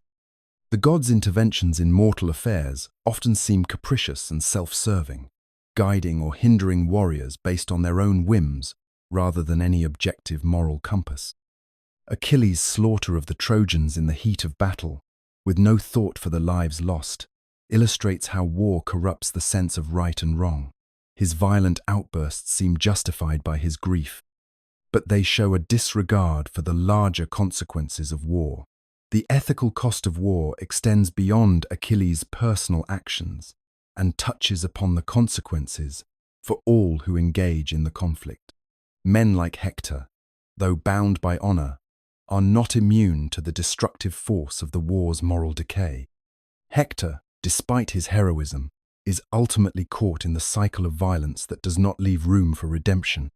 His death at the hands of Achilles and the subsequent desecration of his body symbolize the loss of humanity in a world consumed by battle. Achilles' decision to dishonor Hector's body reflects the brutal reality of war, where personal vendettas cloud judgment and respect for the sanctity of life. In the larger scope of the Iliad, war is portrayed as an endless cycle of violence, where the pursuit of honor leads to ethical erosion. The epic poses uncomfortable questions. Can the pursuit of glory and vengeance ever be justified when it comes at such a steep moral cost? What does it mean to be a hero in a world where the line between right and wrong is so easily erased? The characters in the Iliad are warriors first, and the consequences of this identity moral compromise, emotional devastation, and the destruction of what they hold dear are the ultimate price of war. The fall of Troy, as chronicled in the Iliad and its subsequent myths, is marked by a final, cunning act of deception that forever taints the notion of victory. After years of futile warfare, the Greeks, exhausted by the endless siege, resort to a plan that transcends brute strength and honors the subtle art of strategy. The Trojan horse, an ingenious invention, becomes the symbol of this ultimate trickery, a weapon not of physical force, but of wit and guile. The story behind the Trojan horse is as much about deception as it is about the culmination of Greek resourcefulness. The Greeks, unable to breach the formidable walls of Troy, decide to leave behind a massive wooden horse, hollowed out to conceal a small group of soldiers. They then feign retreat, sailing away from the shores with the majority of their army. The Trojans, believing the Greeks have abandoned the siege, see the horse as a giftan offering to the gods to ensure a safe journey home. The horse, symbolizing victory, is brought into the heart of Troy, a trophy to be admired. It is a gesture of what seems like peace, a glimmer of hope after years of unyielding conflict. But the true nature of the gift is revealed only when the Trojans are at their most vulnerable. As night falls, the Greek soldiers hidden within the horse emerge, opening the gates for the waiting Greek forces. The Trojans, too late in realizing their fatal mistake, are caught off guard. The great city, the pride of Asia, is overrun from within by the very men who had once besieged it. The walls that had stood tall for so long, symbolizing the city's strength and resilience, are shattered not by force, but by the subversion of expectation. It is the quiet, insidious whisper of strategy that ultimately overcomes the thunderous roar of combat. The Trojan horse symbolizes not only the end of Troy, but also the shift from physical confrontation to psychological warfare. It is a victory gained not by strength, but by cleverness and manipulation, qualities that are often sidelined in tales of heroism, but are essential to the Greeks' final triumph. While Hector and Achilles epitomize the valor of warriors on the battlefield, it is the intellect of Odysseus that provides the key to Troy's destruction. His ability to manipulate the Trojans' sense of security, to exploit their pride, and their willingness to believe in false signs is what finally brings their downfall. In this deceptive victory, the epic explores the theme of cunning over brute strength. The Trojan horse becomes a lasting symbol of how human ingenuity, patience, and subterfuge can achieve what raw power alone cannot. It is a reminder that in war, strength is not always enough. It is often the mind, shrewd and calculating, that dictates the outcome of conflict. As Troy burns, the Greeks prove that victory is not always won in the heat of battle, but sometimes in the cold, deliberate planning that precedes it. The death of Achilles, the greatest of the Greek warriors, was as inevitable as it was tragic. Throughout the Iliad, Achilles is presented as a figure of immense strength and near invincibility, a hero whose rage and desire for honor drive him to unimaginable feats on the battlefield.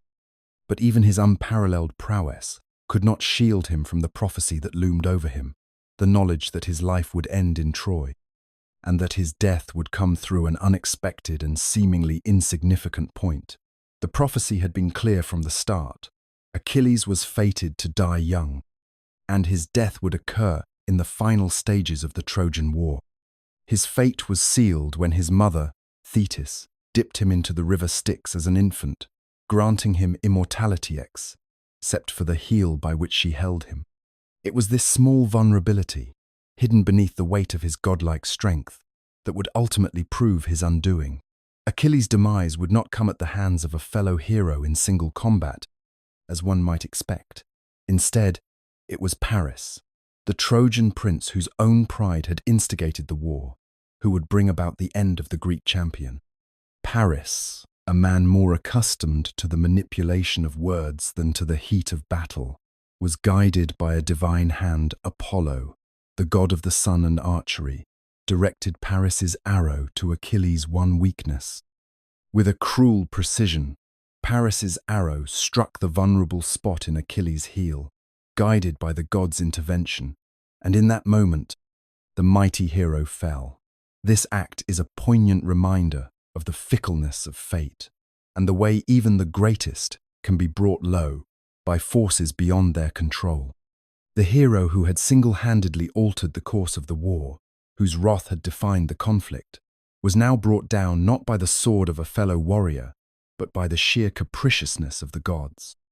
Even Achilles, for all his glory and near immortality, could not escape the decree of fate.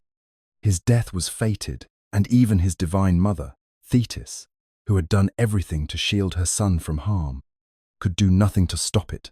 Achilles' death highlights the contrast between the hero's extraordinary life and his inevitable, yet ordinary, end.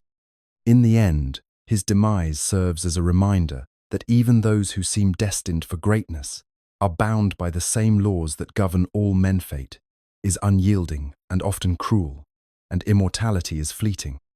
Achilles, who sought to carve out his place in history, became a symbol of both the height of heroism and the tragic limitations of the human condition. His death, while momentous, was a quiet one, marked by the fall of a single arrow, a stark contrast to the tumultuous violence of his life. In this, Achilles becomes not just a hero of myth, but a reminder that no one, not even the greatest of men, can escape the course of destiny. Hector, the noble prince of Troy, stands as the embodiment of heroism, honor, and sacrifice within the Iliad. Unlike Achilles, whose wrath and pursuit of glory often overshadow his humanity, Hector is portrayed as a more grounded, empathetic figure, driven not by a thirst for immortality, but by a profound sense of duty to his family, his city, and his people.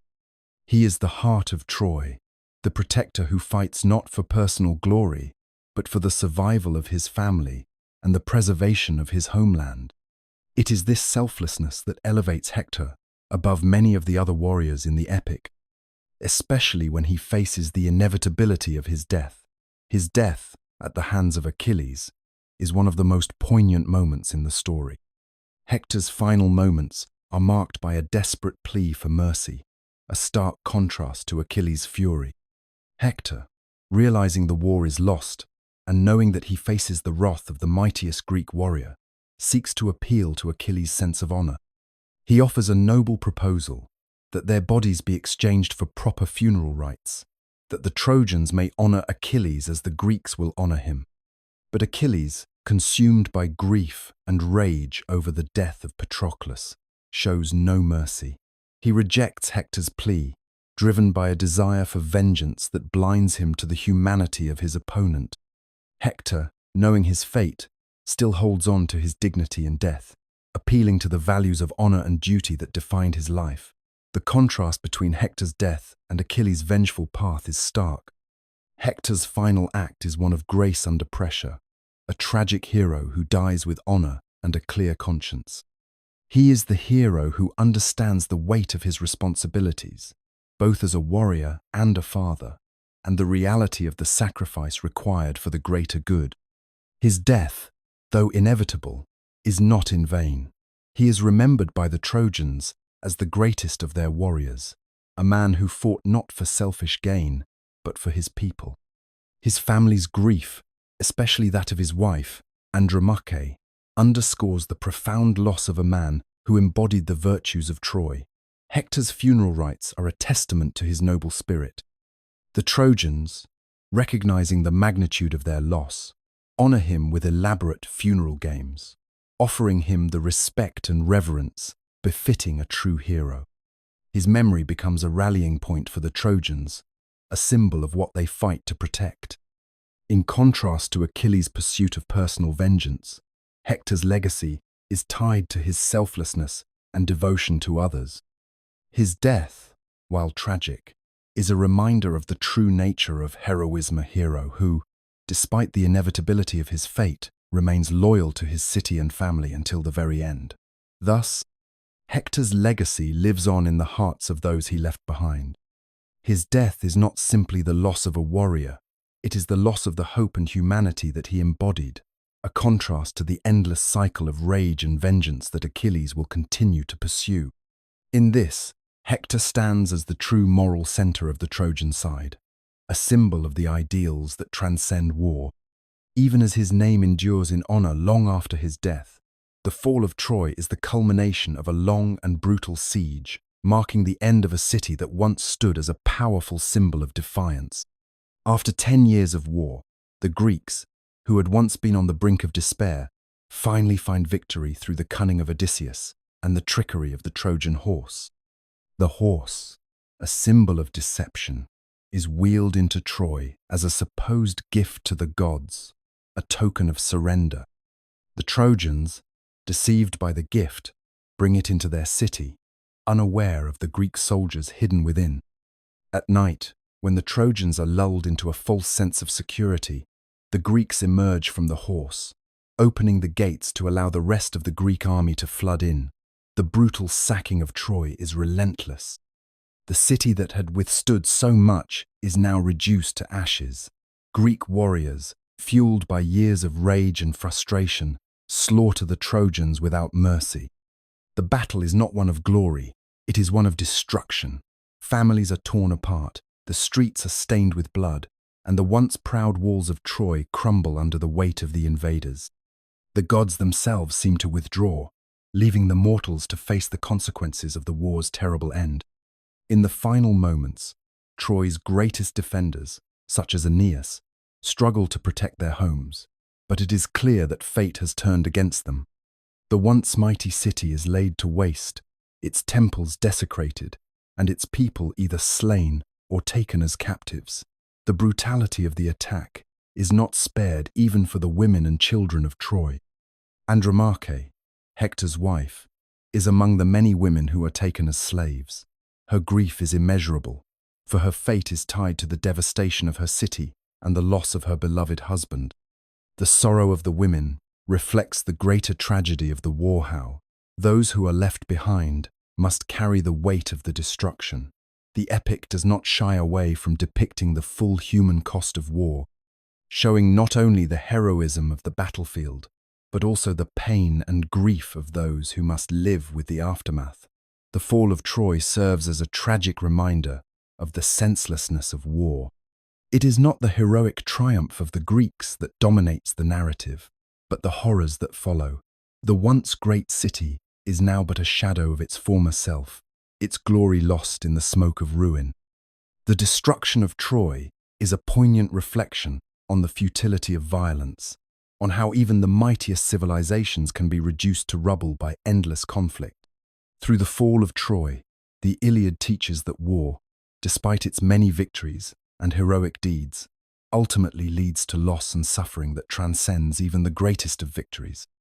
The city's collapse echoes through the ages, a reminder of the tragic price of honor, pride, and vengeance. After the fall of Troy, the Greek heroes began their long and arduous journeys back home. But their return was far from simple. The consequences of their actions during the war haunted them, and the gods, who had once supported them, now turned their attention toward punishing the prideful and the vengeful. The return of the Greeks was marked by a series of misfortunes, each hero facing the aftermath of their choices and the wrath of the gods. Odysseus, perhaps the most cunning of the Greek leaders, would endure the most grueling of all returns. His journey back to Ithaca, which would last 10 years, is marked by trials, misadventures, and the anger of Poseidon. Having outwitted the Trojans with the Trojan horse, Odysseus's pride would be his undoing when, in a moment of hubris, he taunted the blinded Cyclops, Poseidon's son, who vowed vengeance. The gods, particularly Poseidon, sent waves and storms to deter Odysseus, forcing him to face trials that tested not only his intelligence, but his very will to survive. His journey becomes one of both physical and spiritual endurance as he contemplates the price of his wartime glory and the distance between him and his homeland. Agamemnon, leader of the Greek forces, also faced a tragic return. Upon reaching Mycenae, he was murdered by his wife, Clytemnestra, in revenge for his sacrifice of their daughter, Iphigenia, before the war. Agamemnon's death, though a homecoming in body, marks a violent end to his long leadership, a grim reminder of how the cost of war often extends far beyond the battlefield. The curse upon his house, originating from his own actions during the war, now consumes his family in a cycle of bloodshed and retribution. Meanwhile, Menelaus, the king whose wife, Helen, was the cause of the war, experiences a less tragic but still troubled return to Sparta. Though he is reunited with Helen, the journey is fraught with challenges, including the need to appease the gods to safely reach home. Menelaus's homecoming serves as a reminder that, despite reclaiming his wife, the war has irrevocably altered the fabric of their relationship. Helen, forever scarred by her role in the destruction of Troy, remains a figure of both beauty and guilt. The return journeys of the Greek heroes highlight the fundamental themes of the Iliad: destructive nature of war, the consequences of unchecked pride, and the gods' capricious influence over mortal lives. For many of the heroes, the peace they sought in returning home was elusive, overshadowed by their past actions, and the haunting realization that glory on the battlefield comes at the cost of personal and familial ruin. Their returns are not triumphant, but tragic, emphasizing the price of war that lingers long after the final battle has been fought. The men who returned from Troy, now broken in spirit or body, bore the marks of their actions, leaving behind not the heroes of their youth, but men forever altered by their experiences. Achilles, the greatest of the Greek warriors in the Trojan War, is immortalized not only by his unparalleled skill in battle, but also by the legacy of his character, which has reverberated through generations of myth and culture. Though his death came in the final stages of the war, his posthumous influence extended far beyond the walls of Troy, becoming a symbol of both heroism and tragedy. The stories of Achilles, his rage, his grief, and his fated end would continue to shape the moral and cultural landscape of Greek mythology long after the fall of Troy. Achilles' legacy is one of paradoxes, was the embodiment of the heroic ideal, displaying unmatched prowess on the battlefield, but his pride and anger ultimately led to his downfall. In the years that followed his death, his tale became a cautionary one, reminding future generations of the fragility of human glory and the consequences of unchecked wrath. Despite his short life, Achilles' name was synonymous with strength and valor, and his story became a cornerstone of Greek heroism. He was not merely a warrior, he was an archetype of the tragic hero, one who sought immortality through feats of greatness, but found only an early death and a place in the underworld. In later traditions, the myth of Achilles would be expanded and transformed. His character was depicted as both a warrior king and a flawed human, someone whose pursuit of honor and personal vengeance carried with it a high price. His relationship with Patroclus, his beloved companion, became central to the narrative, adding layers of emotional depth to his character. In some versions of the myth, Achilles' grief over Patroclus' death and his return to the battlefield to avenge him was seen as the key turning point in his story, one that reveals the complexities of Achilles' motivations and his struggles with both personal loss and the demands of fate. Achilles' legacy also left a mark on later Greek thought. His story became entwined with philosophical discussions on the nature of heroism, fate, and honor.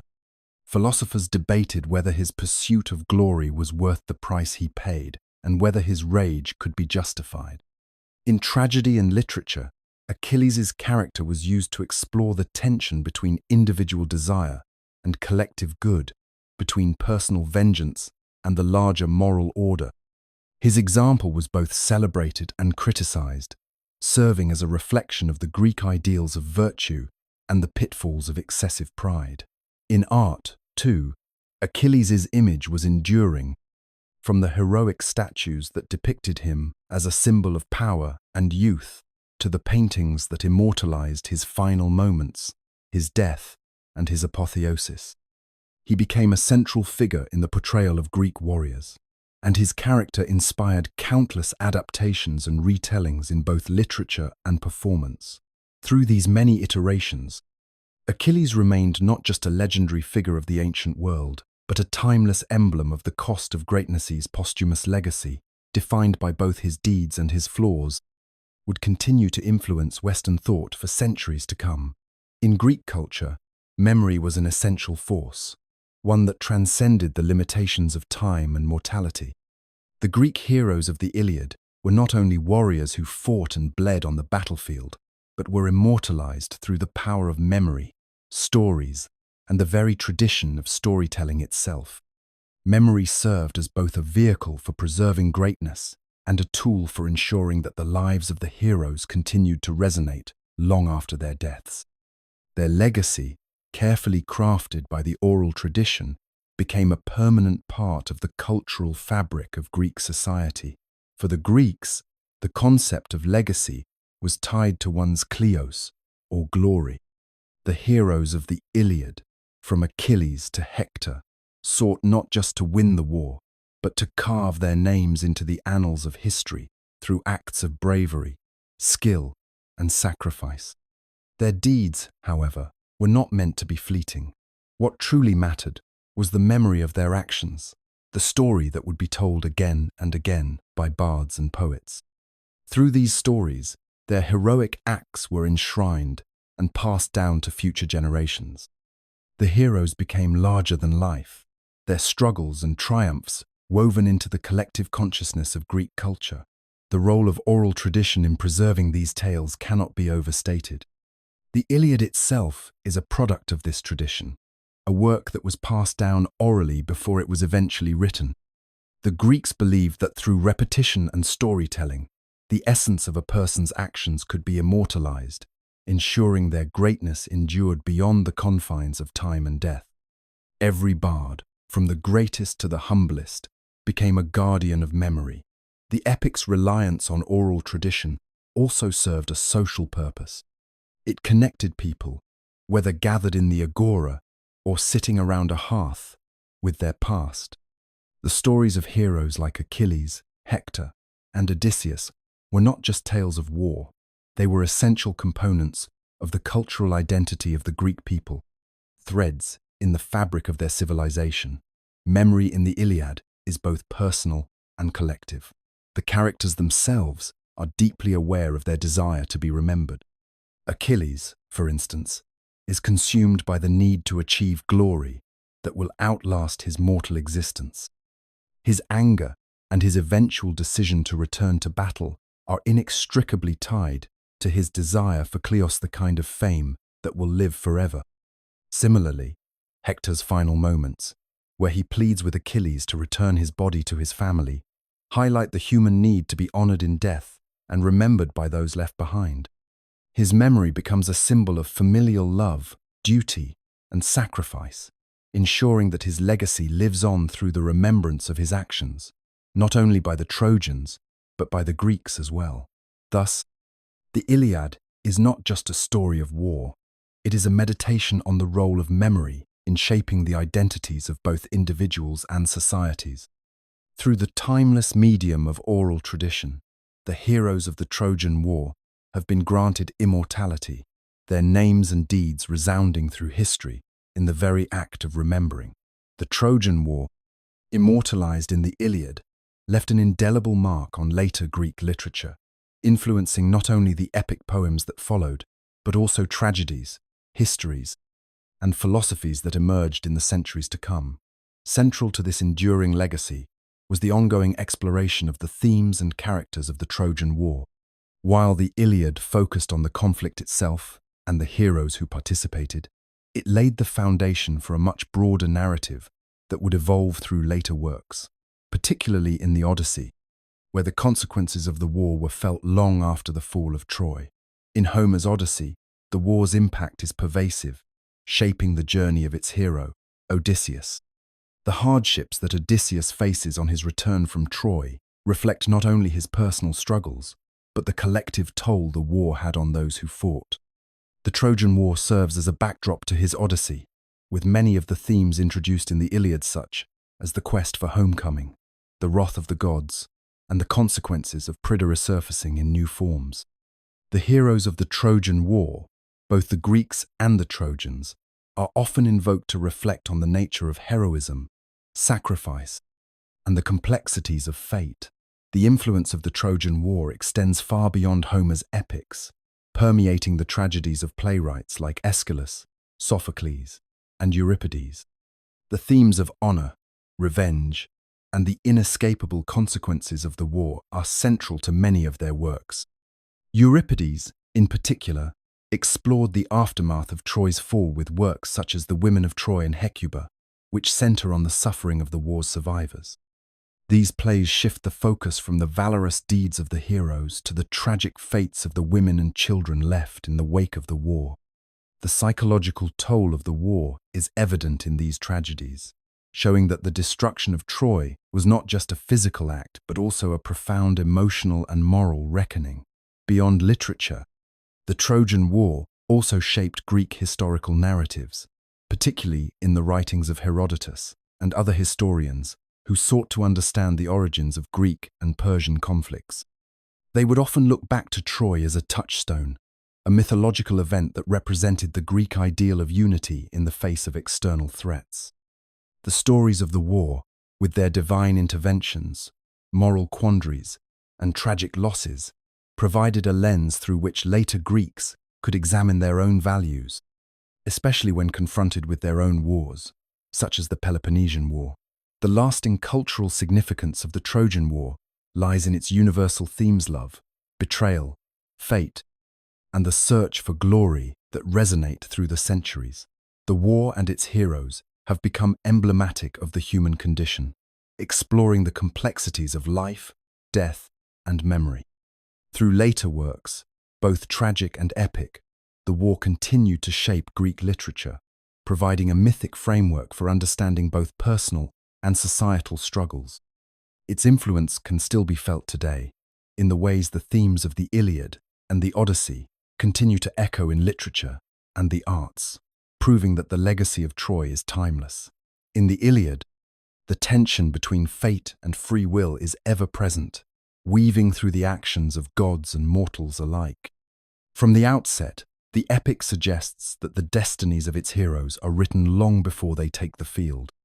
Gods frequently remind mortals of their inevitable ends, and even the mightiest heroes are not exempt from the looming spectre of fate. Yet, despite these prophecies, the characters in the Iliad still act with agency, striving to shape their own outcomes, to some extent. This delicate balance between destiny and choice forms the philosophical backbone of the epic, raising questions that transcend the specific events of the Trojan War and touch on the very nature of human existence. The gods, in their omnipotence, often intervene in mortal affairs, yet their intervention is a paradox. While they have the power to shape events, they too seem bound by fate, following the will of the fates, or driven by their own personal desires and grudges. For example, Achilles' fate is determined by prophecy, is fated to die young, yet this knowledge does not stop him from pursuing glory and revenge. His wrath, which is the central theme of the epic, stems from a deeply personal choice to withdraw from battle, seeking honor and recognition. This decision sets in motion a chain of events that ultimately leads to the death of his close friend Patroclus, which pushes Achilles back into the fray. His actions, though part of his destiny, are fueled by his desires, his sense of honor, and his emotions. This struggle against fate is not unique to Achilles. Hector too faces a destiny that he cannot escape. Despite knowing that he is doomed to die at the hands of Achilles, he still chooses to defend Troy, driven by his duty as a warrior, a husband, and a father. Hector's noble fight and his eventual demise embody the theme of fate's inevitability, but his courage and his decisions are his own. He dies not because fate is indifferent to his actions, but because it was always meant to be, despite his personal efforts to defy it. In his final moments, Hector's plea to Achilles for mercy request that goes unheeded highlights the tragic irony of free will in the face of destiny. He makes a final choice to meet his end with honor, knowing full well that his death is foretold. The philosophical implications of this struggle between fate and free will are profound. The heroes of the Iliad are caught in a cosmic game where their choices, though meaningful, ultimately lead them toward predetermined ends. The epic does not offer a resolution to this tension, but instead leaves readers to contemplate the nature of human existence. Is it the pursuit of personal glory and honor that gives life meaning? Or is it simply the recognition that we are all bound to the same fate, no matter how much we strive against it? In this way, the Iliad invites reflection on the human condition and the ways in which we confront our own limitations, both in life and in death. In the Iliad, the concept of heroism is central to the narrative and deeply embedded in Greek culture. The heroes of the epic, particularly Achilles and Hector, embody the ideals of strength, courage, and honor that define Greek heroism. Yet, these figures also reveal the complexities and contradictions inherent in the pursuit of glory. The Greek heroes are not merely warriors, they are individuals striving to make their mark on history, seeking to secure a legacy that will outlive their mortal lives. In doing so, they confront a fundamental tension, the balance between personal glory and the greater good, and the sometimes competing demands of the individual and the community. For Achilles, heroism is intertwined with the pursuit of personal glory. His pride and sense of honor drive him to seek a legacy of unmatched excellence on the battlefield. He is the quintessential Greek hero, driven by the desire to be remembered forever, his name celebrated as the greatest of warriors. Yet, Achilles' heroism is marked by self-centeredness, as he withdraws from the war over a personal grievance with Agamemnon, letting the Greeks suffer in his absence. His return to the battlefield, motivated by vengeance after the death of Patroclus, brings him back into the heart of the conflict, but it also forces him to confront the cost of his earlier choices. His personal desire for glory leads to the deaths of many, including Hector, and ultimately to his own death. The tension in Achilles' character lies in his pursuit of individual honor at the expense of the collective good of the Greeks, which causes him to grapple with questions of responsibility and sacrifice. Hector, in contrast, represents a more communal form of heroism. While he is driven by a desire to protect his city and his family, his actions are rooted in duty and the greater good of Troy. Hector's heroism is not centered on personal glory, but on the fulfillment of his responsibilities as a prince and a warrior. He knows the risks of battle and the inevitability of his fate, yet he fights for his people, his wife, and his son. Hector's heroism is shaped by a sense of loyalty and devotion to his community, a stark contrast to Achilles' individualistic drive for eternal fame. His death, while tragic, highlights the nobility of fighting for others, even when the personal cost is great. The tension between the individual and the community is evident throughout the epic, as the pursuit of heroism involves a struggle to reconcile one's personal ambitions with the needs of the greater society. Both Achilles and Hector, despite their differences, seek to define their lives through their actions in war, knowing that the honor they gain will shape how they are remembered by posterity. However, this pursuit of honor often places them at odds with the world around them. The tragic nature of their heroism is that, in seeking to be great, they both sacrifice personal relationships and, ultimately, their lives, revealing the bitter price of Greek heroism.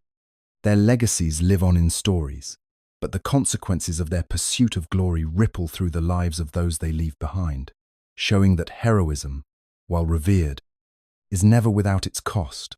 The Iliad is deeply infused with the religious and cultural beliefs of ancient Greece, serving as a reflection of the society's relationship with the gods, fate, and human nature. The gods in the epic are not abstract deities, but powerful, often capricious beings whose actions and whims influence the course of human events. They are integral to the characters' struggles and victories, emphasizing the idea that mortals are at the mercy of divine forces beyond their control. The epic's portrayal of divine intervention shapes the way the Greeks viewed their gods and their role in everyday life, reinforcing the belief that humans must respect the gods while understanding their own limitations. The religious practices depicted in the Iliad reflect a culture where the gods were worshipped through rituals, sacrifices, and prayers, all designed to secure favor and avoid wrath. The importance of appeasing the gods is seen in the various sacrifices made by warriors and leaders, seeking divine approval before battle or in times of crisis. These rituals are presented as a necessary part of life, intertwining religious practice with the personal and political actions of the characters. The heroes often consult oracles and engage in religious rites, hoping to gain favor or divine insight. Achilles, for instance, seeks the counsel of the gods before he returns to battle, showing the deep reliance on divine will for success in war. The gods, however, are not always benevolent, and their actions are often arbitrary and self-serving. The constant intervention of gods such as Apollo, Hera, and Zeus in human affairs serves to remind the audience of the fragile and unpredictable nature of life. While the gods are capable of both blessing and punishing mortals, they are not all-knowing or all-powerful in a way that provides clear answers for human suffering. This depiction of divine influence reveals the complexities of the Greek religious worldview. Gods could be both helpful and harmful, and their favor could never be guaranteed. This tension between divine will and human action is a central theme of the epic, as characters like Achilles and Hector struggle to navigate their paths amid the whims of the gods. The Iliad also played a significant role in shaping Greek views on the gods, providing a narrative framework for understanding their power and their relationship with humanity. The gods are portrayed as deeply involved in mortal affairs, yet they remain largely detached from the suffering and consequences their intervention causes. In a society where divine favor was believed to dictate the success of both individuals and communities, the Iliad highlighted the fragile balance between human agency and divine will.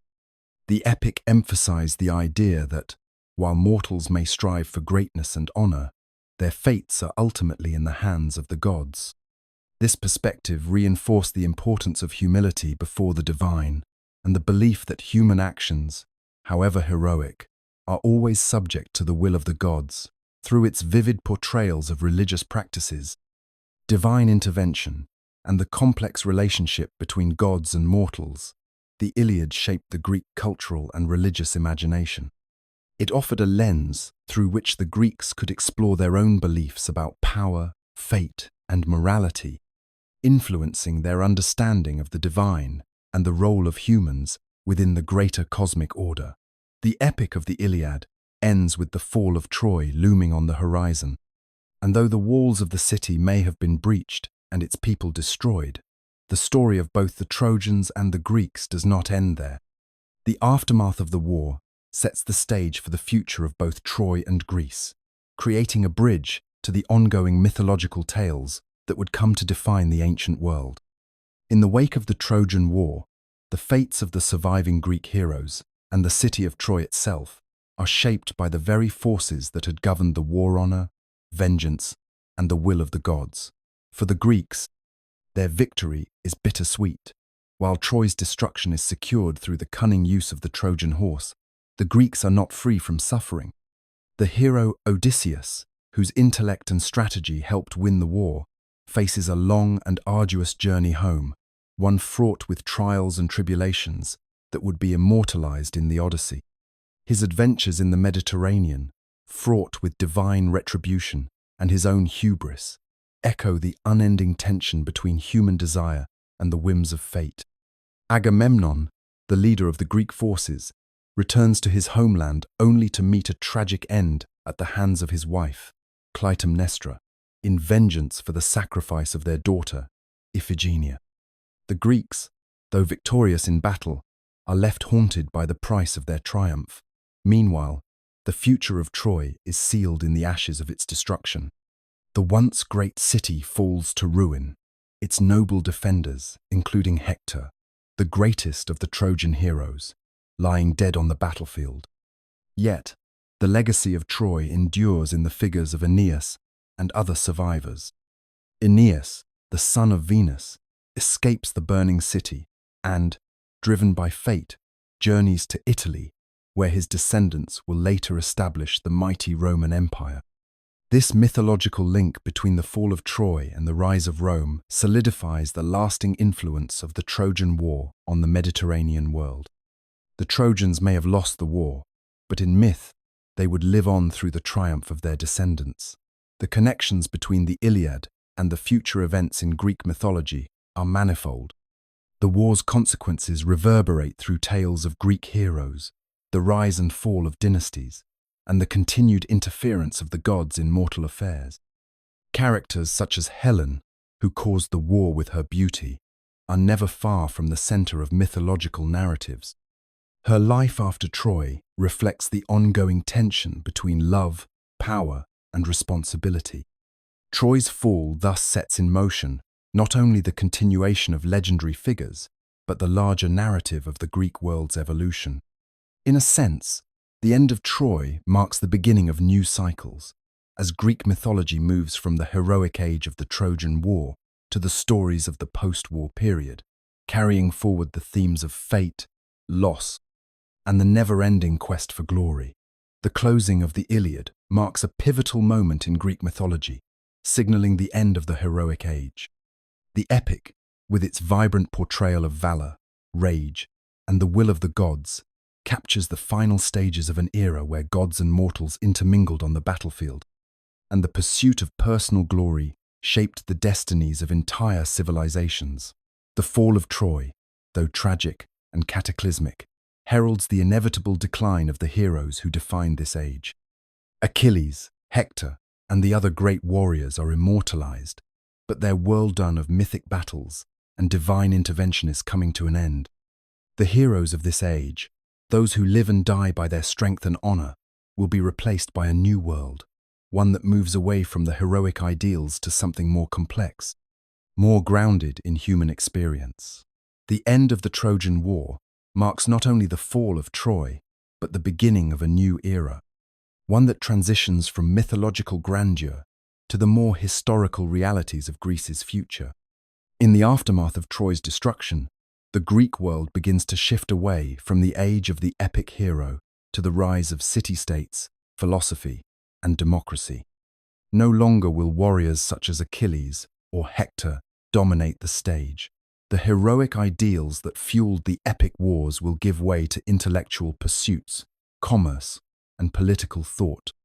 The gods, who once played such a prominent role in shaping the lives of heroes, will recede into the background as humans begin to define their own futures, independent of divine whims.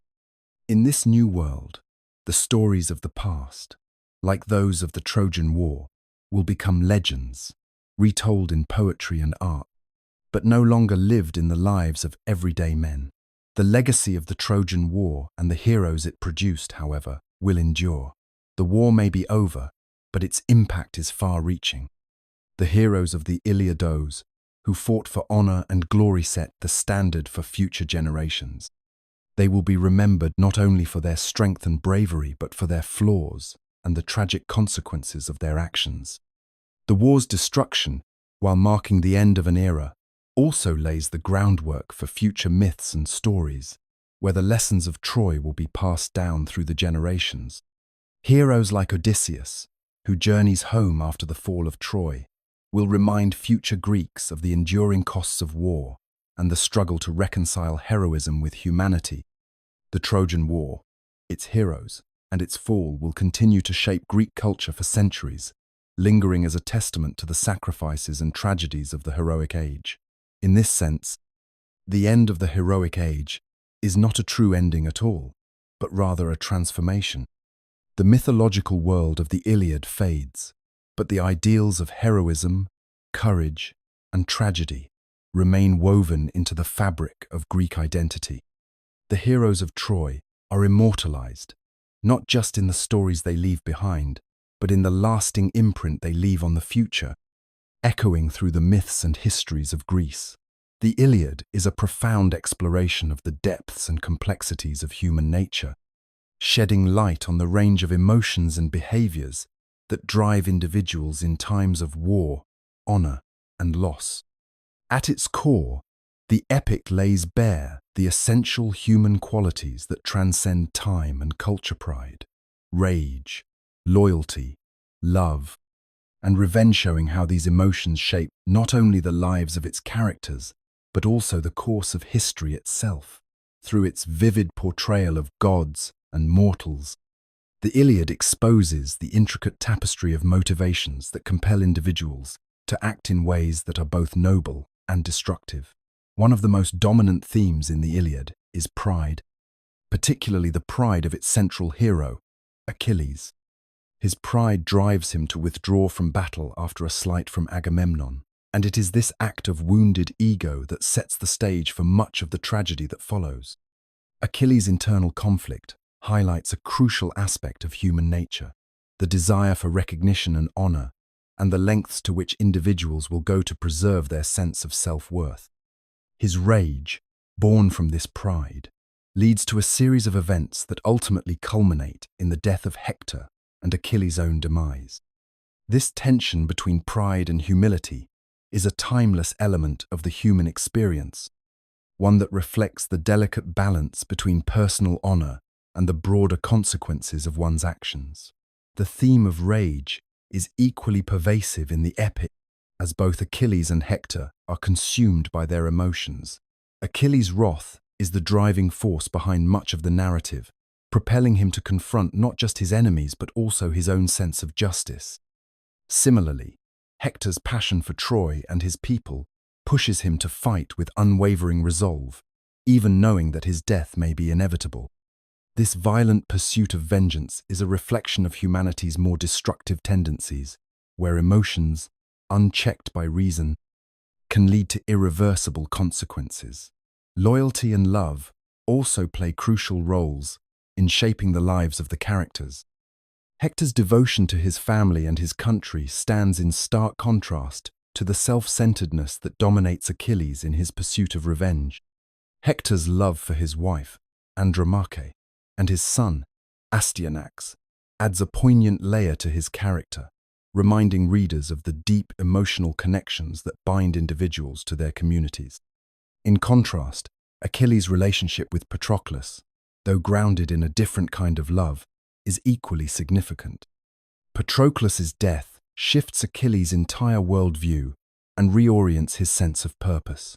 This transformation is a stark reminder of how love, whether familial or platonican, shape actions and how loss can push individuals into actions they might never have considered.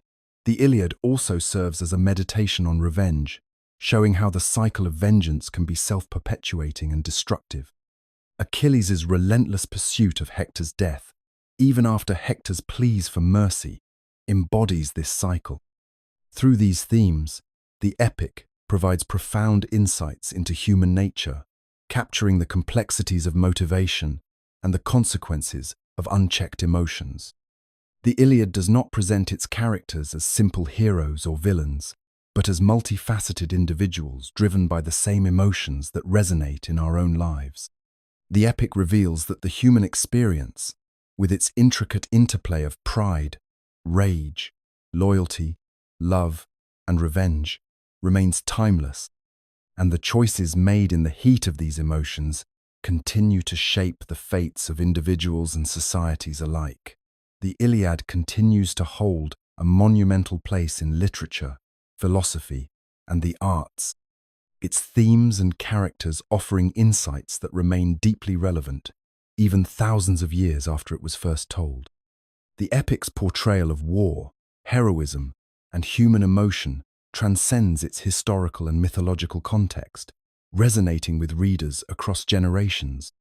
Its exploration of pride, rage, loyalty, and the complexities of the human condition invites reflection on the fundamental aspects of our shared humanity, making it an enduring touchstone for understanding the nature of conflict and the individuals caught within it. The continued relevance of the Iliad can be seen not only in the many works of literature that draw upon its themes, but also in its profound influence on philosophy and the arts. The epic provides a framework for examining the moral and ethical dimensions of war, offering a timeless lens through which to view the costs and consequences of violence. In literature, authors continue to turn to the Iliad for inspiration, whether in the direct retelling of Homeric stories or in the subtle echoes of its influence on the characterization of heroes and villains. The philosophical inquiries raised by the Iliad, particularly those about fate, free will, and the human pursuit of glory, remain central to the ongoing debates about the nature of life and death, honor and duty. The epic's portrayal of the gods and their interaction with mortals also prompts philosophical reflections on power, morality, and the divine, contributing to broader discussions in both ancient and modern thought. In the arts, the Iliad has inspired countless adaptations, from classical sculptures and paintings to modern film and theatre. Its visual representations have shaped our collective memory of the Trojan War, immortalizing its heroes and their deeds.